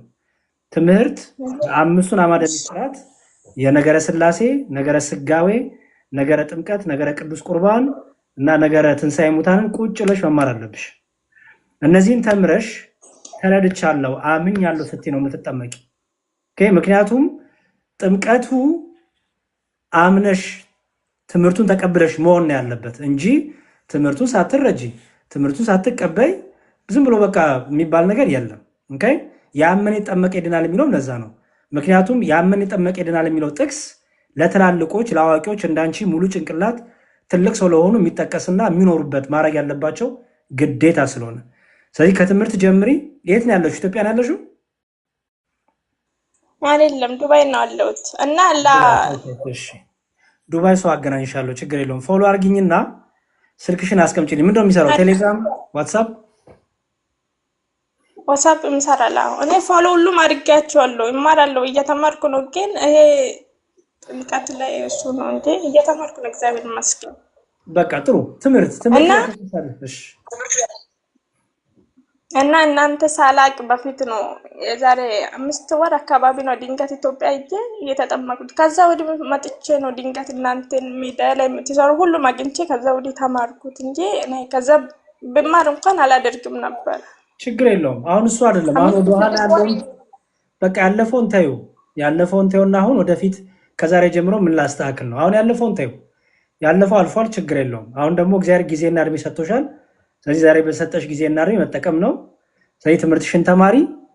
ዱባይ ደግሞ ቤተክርስቲያን በጣም ብዙ ቤተክርስቲያን ስላለ ልክ ትምህርትሽን እንደጨረሽ ወደ ጥምቀቱ ትሄጃለሽ ማለት ነው። ስለዚህ ትምህርቱን ጀምሪ። ትምህርቱን የምታገኝበት ነገር እኔም በሆን ከልጆች ጋር እናመቻችልሻለሁ። እስቲ እኔም በሆን አወራሽና አትሊስት የሥላሴ ላይ ያለሽን ጥያቄ፣ ነገረ ሥጋዌ ላይ ያለሽን ጥያቄ፣ እነዚህ 5ቱ አዕማደ ምስጢራት ላይ ምን ታውቂያለሽ፣ ምንድን ነው የሚቀርሽ የሚለውን እሱን ነገር እንጨርስና ከዛ በደንብ በቃ ያለውን ነገር በደንብ ልብሽ እርግጥ ብሎ ይሄን ነገር አምኛለሁ፣ ተቀብያለሁ፣ ተረድቻለሁ ስትይ ቤተክርስቲያን ደግሞ ዱባይ ሞልቷል። እዛ ደግሞ የምትጠመቂበትን ነገር እናመቻቻለን። ስልክሽን አስቀምጪልኝ በውስጥ እሺ? እሺ ወንድሜ፣ አመሰግናለሁ። እሺ እግዚአብሔር ካንቺ ጋር ያውን። ስልክ ሌላ ሰው እንዳትሰጪ፣ በውስጥ ስልክ አሁን የሚያስቀምጡ ካሉ እንዳትመልሽላቸው። መልሰሽ ደምራችሁ ውጤቱን ነገሩን ቢያቸው። እሺ እሺ፣ አመሰግናለሁ። እሺ ኦኬ። ወይ ጉድ! እሺ አልሽኝ ሳሰሚ ምስኪን የዋህ ንጹህ ልብ አለሽ። ያንቺን ልብ ይስጠላውላችንም። እሺ መልካም አቤሎ መጨረሻ ላይ በግጥም ያሰናበተናል ብዬ ነው። እሺ ቶሎ ጥያቄ ልቀበል። እሺ ሐዋርያ መልሶች የሚለው ከዛ ተምዬን አናግረዋለሁ። ሐዋርያ መልሶች። አረ መዝሙሬ ዛሬ ምን አይነት የተባረከ ቀን ነው አገኘው። በጣም ደስ ብሎኛል እውነት ለመናገር። ብዙ ጊዜ በእርግጥ ልገባ ካንተ ቤት ከፍት ልገባ እየሞከርኩኝ እኔም በደንብ ፑሽ እያደረኩ አይደለም መሰለኝ። እንዴት ናችሁ? ከላይ ተሙም ይታየኛል፣ አቤላም ይታየኛል፣ እታችሁም ያላችሁ እንዴት ናችሁ? በእግዚአብሔር ፍጹም ሰላም እላችኋለሁ። እንዴት ናችሁ? እኔ እንኳን እንደው ጥያቄ ሳይስገባ እንደነበር ልንገርህ። ትናንትም ነግሬሃለሁ አይደል? ኦኬ አዎ ትናንት ኦኬ ፈለገ ጋር ለምንድን እዛ ነው ቤት ያላስገባው? እያለ የአኬን ፕሮፋይል አድርገህ ነበር። የአኬን ፕሮፋይል እንትን ባክግራውንድ፣ ቀጥሎ ደግሞ ይሄው አሁንም ሐዋርያ መልሶች ነው የሚለው። ሶ እኔ ፐርሰናሊ አልመክርም። ስሙንም ቀይረው፣ ሁሉ ነገር ቀይረው። ምክንያቱም ሐዋርያ መልሶችን ትመልሳለህ አንተ ብትጠየቅ። ያ እንደዛ ምናልባት እንግዲህ እንደዛ ያደረኩበት ምክንያት መንፈሳዊ ቅናት የሚባል ነገር አለ አይደል? መንፈሳዊ አንቺ ጋር ቅናት በደንብ ከያዘ ምን መሰለህ ማድረግ ያለብህ ወንድሜ፣ መንፈሳዊ ቅናት ከያዘ ራስን ሆነ መተህ በራስህ መበርታት። ገባህ? በራስህ መበርታት፣ በራስህ መጠንከር። አይኖ አኬን ስለምትወድ ይሆናል። አኬን መውደድ ግን የሚገለጠው የእሱን ፕሮፋይል በማድረግ አይደለም። የእሱን ስም የእሱን በተለይ ደግሞ አሁን ፎቶ ብታደርግ ችግር የለውም፣ ግን ሐዋርያ መልሶች ብለህ የእሱንም ስም የቲክቶክ አካውንት ስም ተጠቅመህ በዛ ላይ ደግሞ የእሱንም ባክግራውንድ ፒክቸር ተጠቅመህ ትናንት አይቼ ነው አላስገባም። እንደዚህ አይነት ነገር አይቻልም ያልኩ። ራስን ሆነ መምጣት በቃ አኬን ከወደድከው መማር፣ አኬን ከወደድከው የአኬን ፈለግ ተከትለ መማር፣ ማጥናት፣ መጠንከር፣ ሄደ ከስሩ መማር። ቀን ነበር የምፈልገው። በጣም ዛሬ ስላገኘው ደስ ብለኛል። እውነት ለመናገር በደንብ እማራለሁ፣ እየተማርኩም ነው። እንዳጋጣሚ እንደው አንተንም በጣም ስለምወድ እኔ ያለኝን እንደው ቲክቶክ ቪዲዮ ላይ ብዙ ቪዲዮዎች ሰርቻለሁ።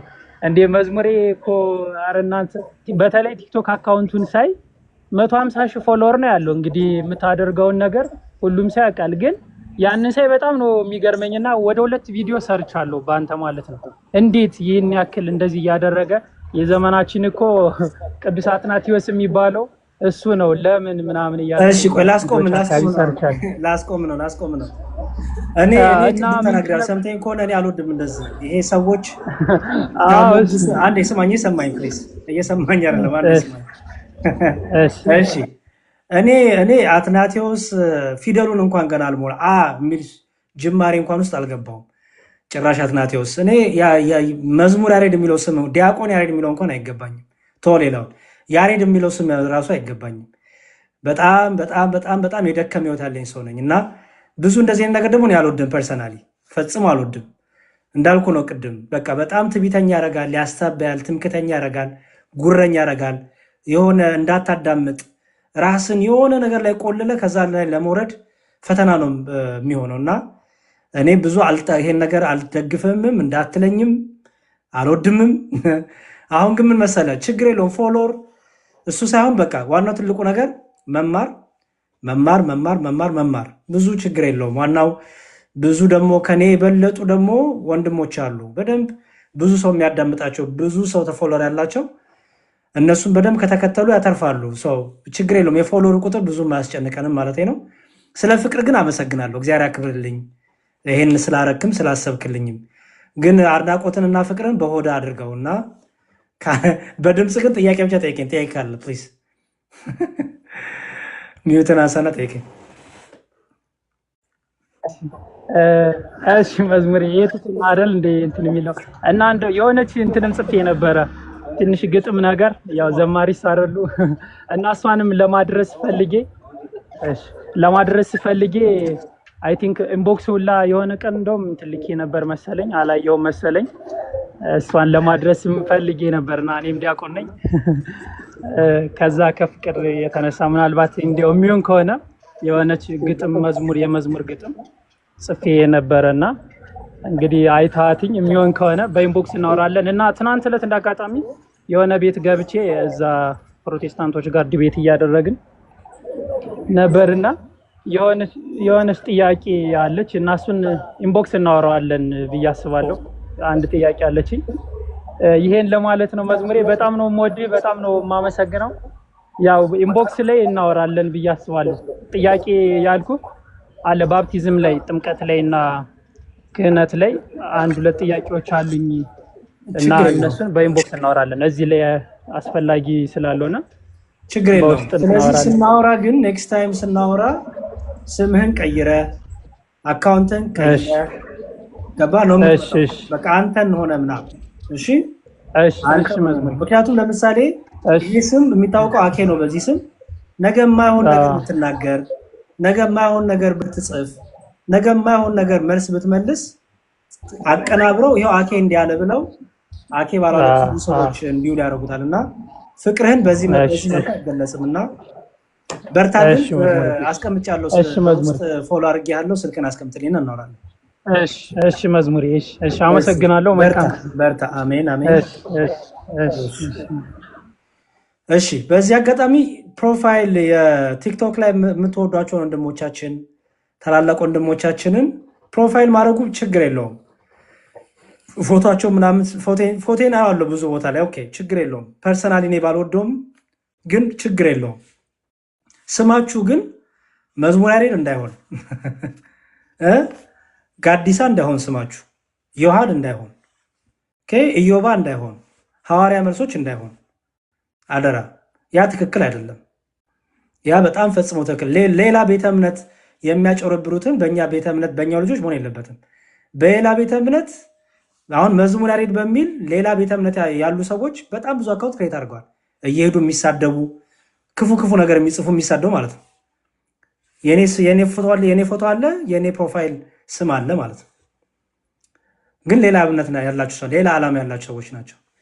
ስለዚህ ይሄንን አስተካክሉ። መልካም ተምጓ እንኳን በሰላም መጣ። ያሬድዬ እንዴት ነህ? ዲያቆን ሰላም ብያለሁ። ያው የገባሁት ታውቃለህ አንድ ቪዲዮ ሰርቼ ነው የመጣሁትና እሷን ቪዲዮ ሰዎች ኮፕሊንክ እንዲያደርጉልኝ ሪፖስት እንዲያደርጓት። አሁን ግራ የገባኝ ነገር ምን መሰለ ያሬድዬ፣ ካባው ተለብሶ መስቀሉ ተይዞ ወሬያቸው የጴንጤ የሆኑ ሰዎች በዙ። ወይም ደግሞ ይሄ ማናቀው ሌላ ሐሳብ ያለው ቤተክርስቲያን የማታስተምረውን ቤተክርስቲያን የማትለውን እውነት ነው ልብሱ የኛ ነው፣ ሰዎቹ ግን የኛ አይደሉም እና ልብሱ መርካቶ ቢሸጥም የኛው ነው። ግን እዚህ ሐሳብ ላይ የሰጡበት ሐሳብ ላይ ነው ቪዲዮ የሰራሁት። የኔ ንግግር ይቀርና ቪዲዮን እንደ ሐሳብ ብቻ የአባ ተዋህዶን ሐሳባቸውን ብቻ ተረዷል። ከዚህ በፊት አይተከዋል። አንዱ ልሳን እያወራ ካህኑ ነው ያሬድ ይስካ። ይሄን ደግሞ ላሳየ። እሺ ትልቁ ያላርገ